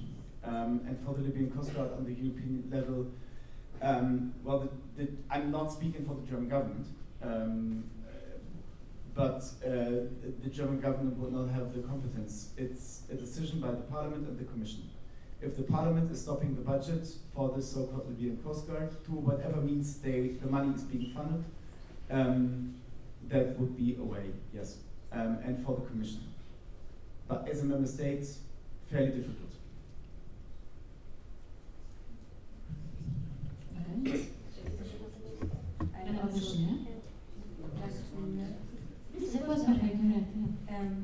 Thank you for your question, and I think it's very important to talk about how Europe is dealing with Ukrainian refugees, and also how different it is, because it shows that if there's a political will, there is a way. Europe was ready to welcome and managed to welcome 4.2 million Ukrainian refugees as of November 2023, and activated the temporary protection mechanism, which includes the freedom of movement within the EU, the access to the labor market, to housing, medical assistance, education, and so on. While at the same time, the access to the human right to asylum for people from other countries is increasingly restricted. And I think we have to look at this and where it comes from, and who is actually being restricted to enter Europe. And it's racialized people on the move. And I think it's very important also when we talk about the current migration narrative, when we hear all this talk about there's too many people coming and all of this, when right now in Italy the arrivals by sea have been about 50,000 people. So it's not a question of numbers, it's a question of political will.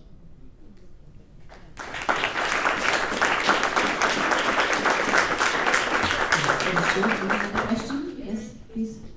Yes. Hello everybody. مساء الخير وشكرا ياميو لهذه الفرصة. شكرا نعيمة. طبعا أنا حاليا في عمري أنا مريت بكل أنواع الحروب. أنا مواليد حرب دارفور، مواليد 2000.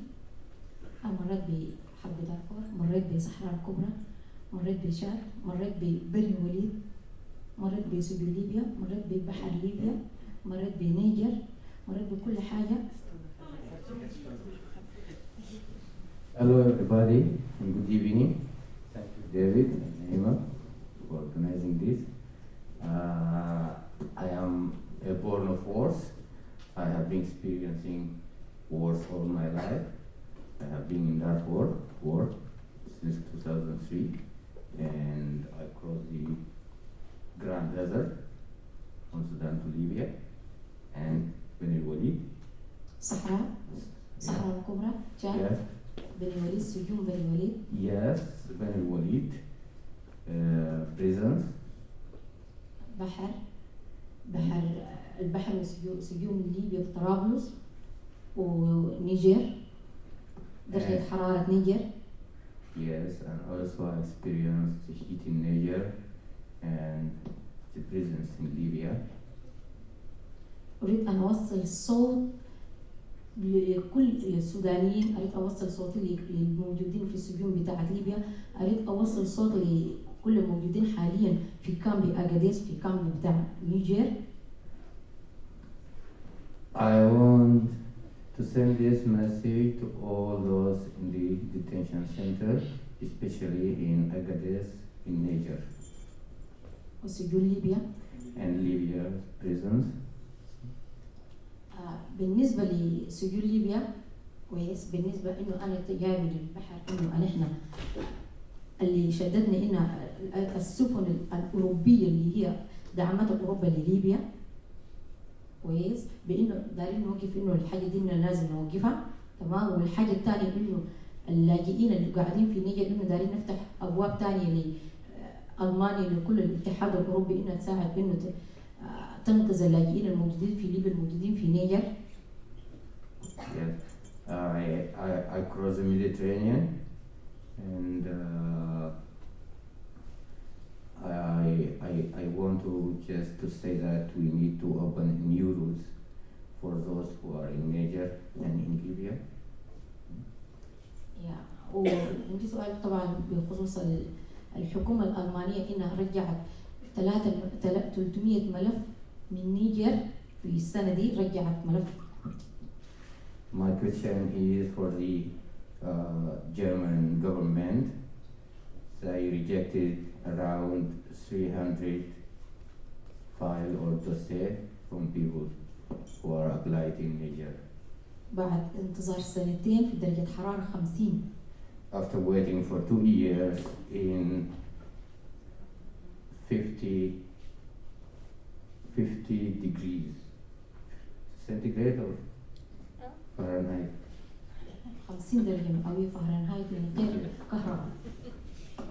Yeah, they were waiting for 2 years in this heat in Niger, 50 degrees Fahrenheit. في أمل إنهم هم عايزين يفتحوا ممرات آمنة لكل الناس، بيرجعوا تاني بيرجعوا الملفات بعد ما وصلوا ليبيا، يرجعوا تاني يرجعوا الملفات. Yeah, and after they reach Libya, they return them back. They push them back to Niger. Can I just make it clear? What she meant here is the people who are evacuated from Libya through the emergency transit mechanism. Most of them have been abandoned in Niger, in those camps, and Germany as a country offers this mechanism to UNHCR and say we will resettle these people, but they keep rejecting their files. And I can testify. A month ago, I was in Rwanda, and the people are experiencing the same. Most of their files are being rejected. Under what criteria that the German government receives these people is a huge question to most of us. To come to Germany under the resettlement procedure of UNHCR is just not as easy as it can be.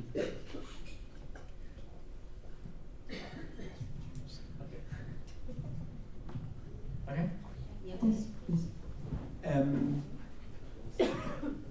I have to admit I'm not familiar enough with the situation that you're describing and the rejection of these cases. But whoever has now you're hearing. Okay, should I say again? Okay. I have to admit I'm not familiar enough with these cases. Through the resettlement scheme through UNHCR, if you have anyone has more details on this, send them over. I will not make any promises, but let me look into it and let me see what I can do. This is the least, at least what I can do as a member.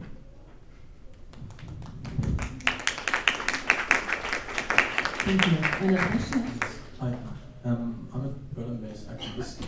I wanted to thank you, or most of you, for the discussions and for your insights. And I have, however, questions regarding. Phone is not working? No.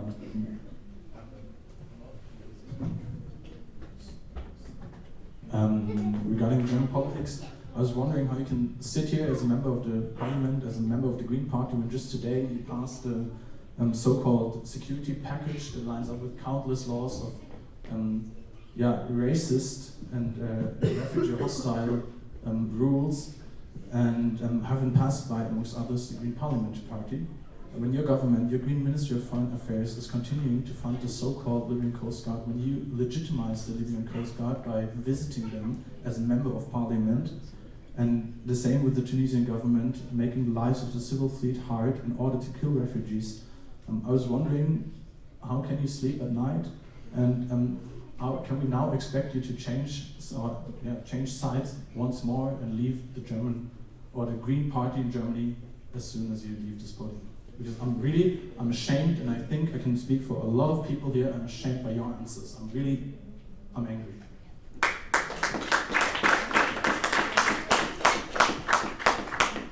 I cannot change your anger.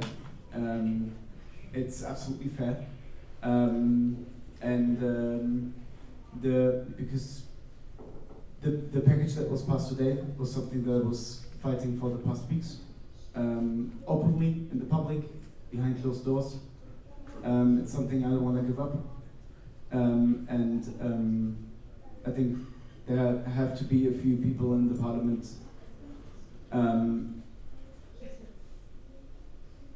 that share a view on how to treat people on the move, and that raise issues that others don't raise, and that's difficult. That's difficult to the public. That's difficult in the decisions that are being made, and still I don't want to give up on this, because who else would be then in this parliament from whatever party? Thank you. Yes. Another question? No one. Yeah, please. Why not? Okay. You got the mic already, so make the most of it. My question is twofold. I will say it in Arabic and then السؤال يبدأ من شقين.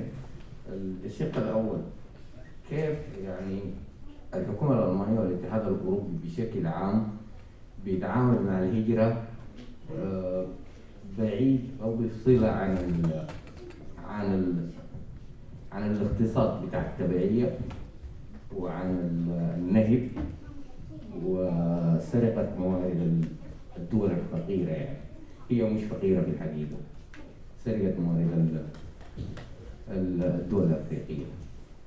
الشق الثاني إنه كيف وفقا للمعايير الأوروبية، حتى وفقا للمعايير الأوروبية، كيف بيعتبروا تونس أو رواندا، هي كلها أنظمة ديكتاتورية، كيف الدول دي بتعتبر يعني دول آمنة يرجعوا لها الناس؟ Okay.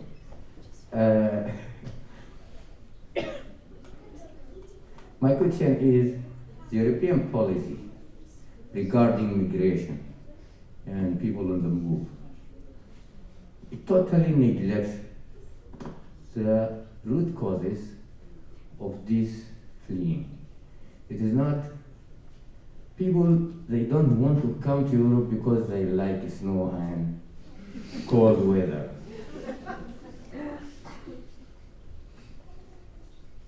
It is really connected to this policy of exploitation of the African countries and taking the resources of the African countries away, and also keeping these dependent economies working in this phase which is called new colonialism.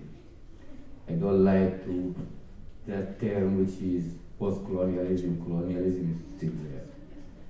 So post-colonialism is just a manipulative term.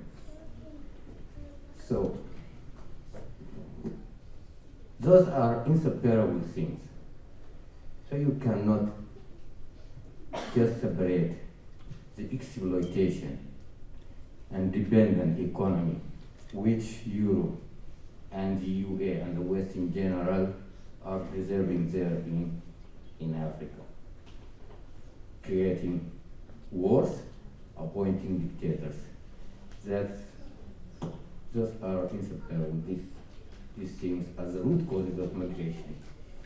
If you don't want people to come here, to stop exploiting the resources, to stop appointing dictators. My other question, or my other comment also is related to this somehow. How could it be considered, even according to European values and standards, that a dictatorship country or a dictatorship regimes like Tunisia, like Rwanda, Kagame, like Algeria, like Chad, like Eritrea, how could it be considered as safe countries according to European democracy values?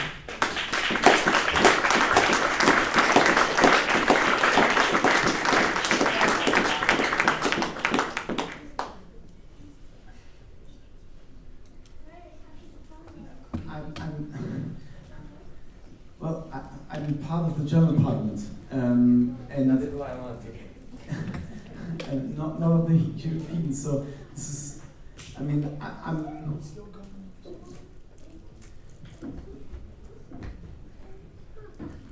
can only assume to which deals you're referring to, no, there are certainly deals with dictators and regimes and political systems that I find wrong. Of course, I do. For your first questions on let me describe it as the colonial, post-colonial influence of European countries on the African continent. Yes, that's a very dark practice that European countries are having there. Absolutely. It's something that we definitely need to get better. It's something that the French need to work on. It's everywhere. And with European money, and this is, we were speaking about the funds, something that I just sometimes have problems to compare that a system, for example, like the ECOWAS system is being destroyed with European money, and European policymakers are then wondering why people are moving out of these countries for conflict reasons and others, are not, policymakers are not even questioning this practice. I'm not getting behind this logic, to just name an example. Okay, we should be approaching the end. Yes. Who else would like to ask a question? Yes. Mike? Yeah, so just a brief comment and then 2 questions. As a Libyan, I'm so horrified with what I saw and what I heard. But I'm not shocked at all because I have personally witnessed these behaviors, these actions. I have personally saw this and covered this as a journalist. And I got to say, like, from my point of view as a Libyan, I don't think that, well, the media, the local media in Libya, and the politicians deliberately misinform the population in Libya, and even just like not cover this topic and not talk about it, the reality of it, the horror that our brothers and sisters face in these detention camps. And for that, the Libyan people really doesn't really know much about it, and the voices my colleagues, the people I know, like either journalists or activists who are talking about this, the whistleblowers. Even I have like sources from people who are working in the UN's ECCHR, who are Libyans. They will tell me how hard it is for refugees to register, and then after they register, like it's totally like whatever, like all the testimonies are real, because like this is what I saw from their work, like from their aspect, from their perspective. It's like even after you register, you really don't get any like much aid, and also you know that they were actually being harassed by the militias there to enter the detention camps. So like it's the process itself is not working, or is really hard and really slow. For that, I came to a conclusion that, well, because it's funded by the EU, because of also the Coast Guard is funded by the EU, simply the European states, the European countries, the politicians, no shade, but the politicians, they really simply don't care. Like they don't care about African lives. And they rather talk about the problem in Libya, an African country, blame that, but not really hold it accountable, because if they do, they will be also exposed.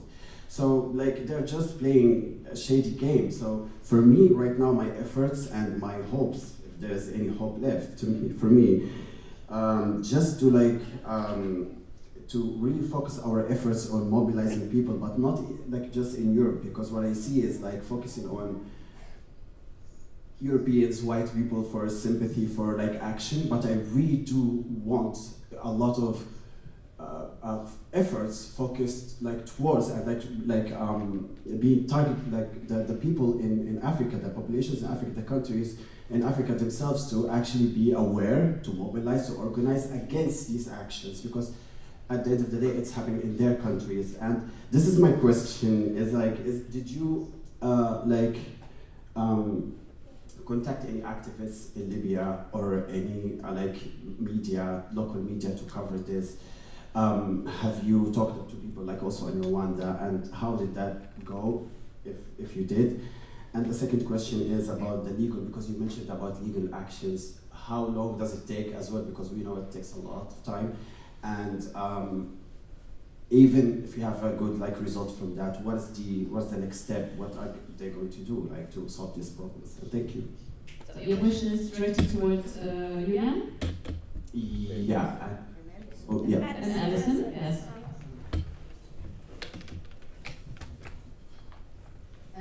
Yeah, thanks a lot for the comment as well as the questions. With respect to whether we're in touch with people on the ground in Libya, the answer is, or we have been, the answer is yes, and then also no.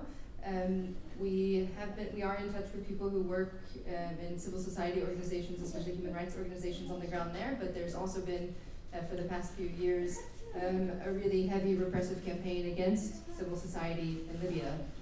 So that also means that our contact with them has become increasingly difficult, and we tend to work on our casework predominantly with people who have made it to Europe and are in positions of relative safety in that respect, because as the second part of your question just gestured to, these legal cases can take a very, very long time. So it's really crucial and important that we stay in touch with people on the ground in Libya, and we do that, and including together with David Yambio and refugees in Libya. And we are in touch with Libyan civil society organizations who are struggling right now there as well. And then yes, from the flip side, these legal cases that we're talking about actually trying to hold the European actors to account, yes, of course they take a long time. There's also law is not separate from politics, and there's not, we're also working against a lot of political will to take those cases as well. And they can take a long time, but for instance, there's not yet been a case at the ICC that actually deals with crimes against migrants and refugees, but we hope that there will be, there still can be. So we're putting a lot of effort into trying to push that there, and the more awareness and pressure that comes from all different sides and voices, we hope can only help in that respect. So especially the kind of legal work that we do is really like a long-term kind of struggle, and on one sense it always comes too late, because we're taking action in response to violations that have already occurred. And that's something really difficult to do, but then we're all involved in this long struggle, so we see that as a very important piece to try to make a change as well. I feel like David wanted to say something too? I will meet him afterward. I think Nadia sitting next to him has a question. I comment. And then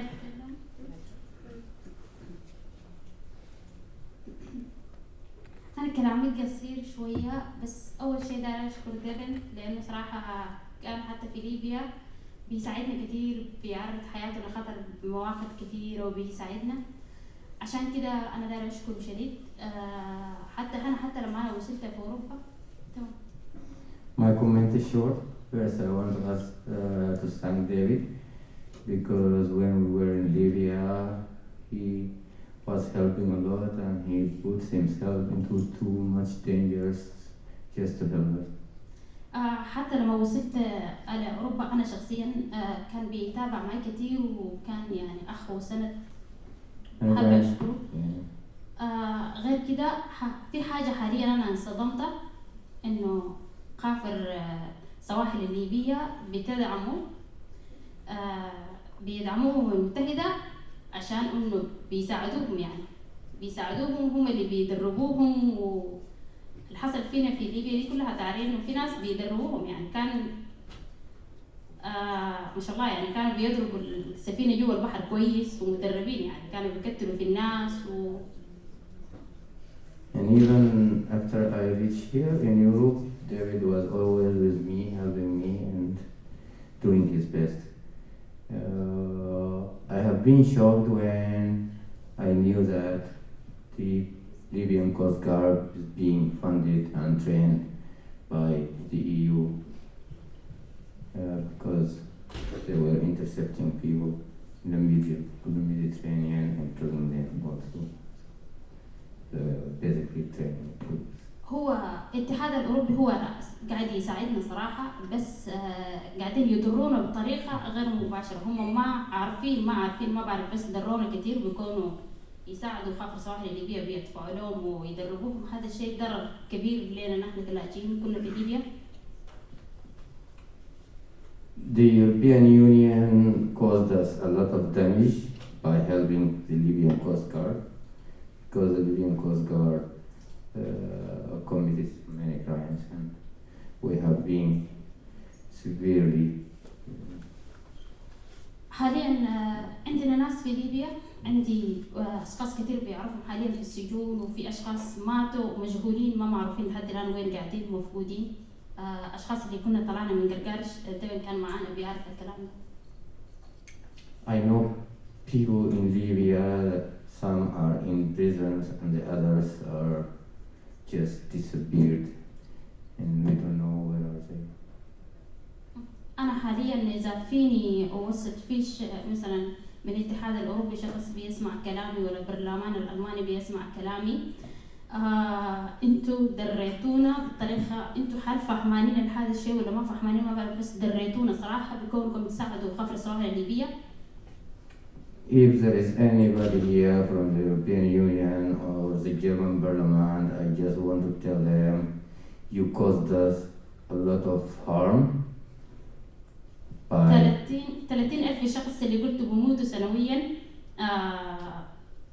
انتوا خافر السواحل الليبية اللي بتساعدوا فيهم صراحة انتوا المسؤولين. The 30,000 persons who yearly losing their life in the middle of Mediterranean, they are being killed by the European Union and the Libyan Coast Guard. احنا بشر ومن حقنا بنعيش، من حقنا نعيش زي ما كل العالم، من حقنا نعيش، يعني ما يشوفوا مواضيع بتاع اوكرانيا ويشوفوا مواضيع تانية بينسونا. نحن كأفارقة قاعدين في ليبيا ولا قاعدين في نيجر ولا قاعدين في اي مكان، بينسوا الحاجة الحالية. هم حتى حصلت في تونس بغض النظر بيتكلموا يومين. انا حاليا قاعدة فرحانة اللي حاصل قدامي كل شيء، بس ما قادرة اصدق، يعني ما بعرف، ما بقدر اشوف انه حيصير في نتيجة ولا في احد حيوقفهم ولا، لان انا كل مرة بسمع وما شفت نتيجة اصلا.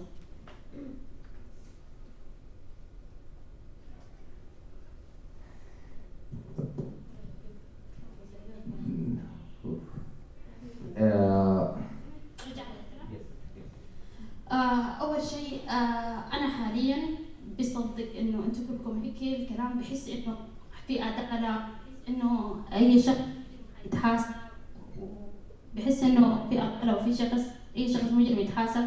لكن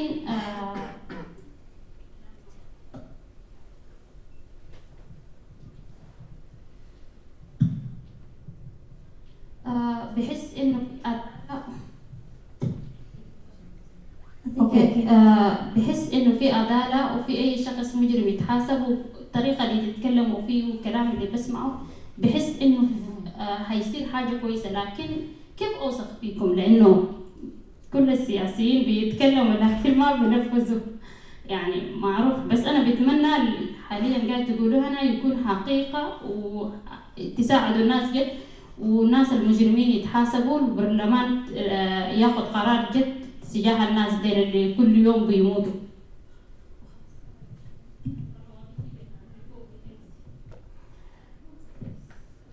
Also we are human, we have the right to live, but here we're experiencing like a kind of discrimination between us and between the Ukrainian people.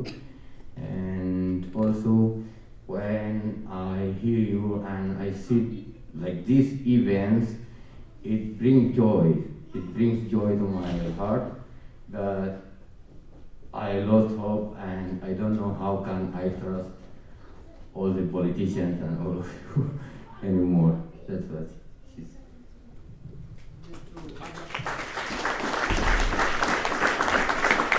We actually should be ending our panel. If there's a last question, we can end it because Julian also has to go as if right now. You have to already. One last question? Yes. Pass. Yeah. Before the question, I think she said one very important thing, that she wishes that either the German parliament or the European parliament will take concrete steps to really make sure that these people are held accountable, whether within the EU institution or within Libya. This is, I think, one thing all of us are longing for, and we want to see efforts from you that push for this mechanism to exist.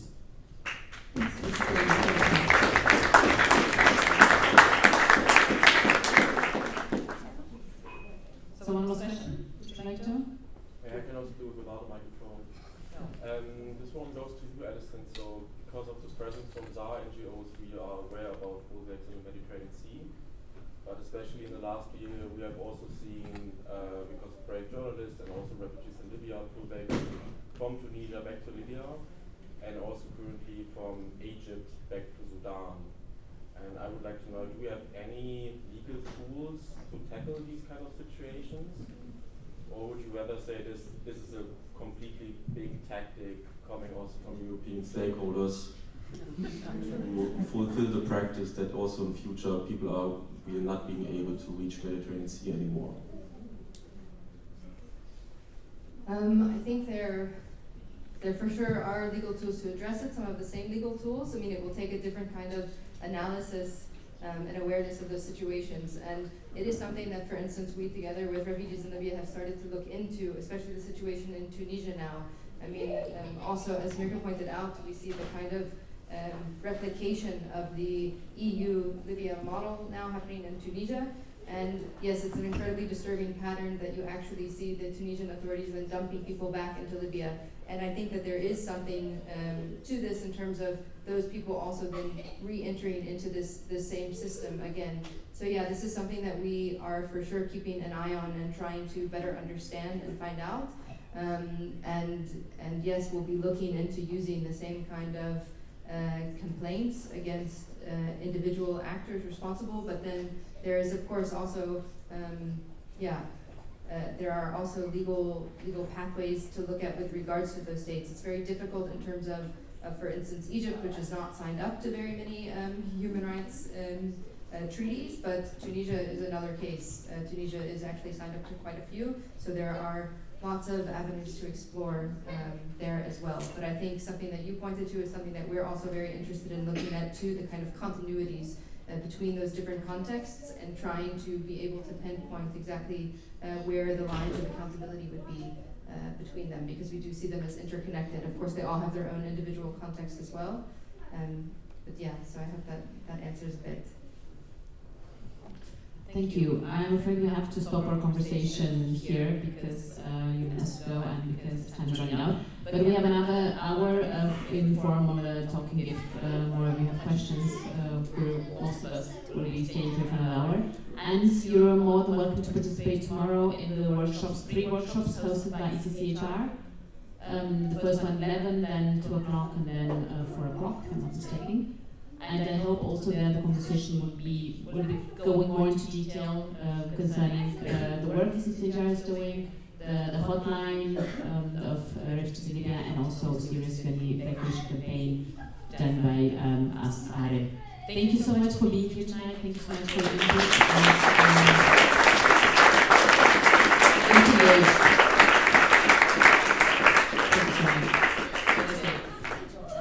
Well, I have to take an opportunity. I will quote Naeima again. She said that we shouldn't feel underestimated when we come today to this room.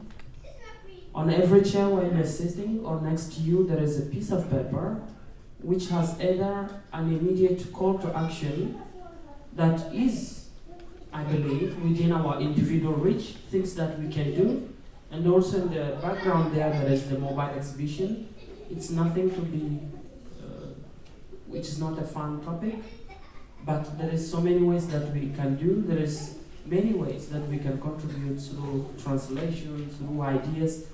I invite you to take a look at them and to help us to develop in a friendly manner that we can bring people closer to this topic without them feeling distant in either way. We also, of course, need financial support either for the direct cause of Libya or for the left where Hagen is standing. The deadly situation, which is now an epidemic in Tunisia. More than 30,000 people are completely isolated into the margins of society, and these 30,000 people, almost all of them are sick, and you can have a look there. And yeah, if you want to get in touch, there is many ways already described on newspapers how to get in touch. And thank you so much for your time.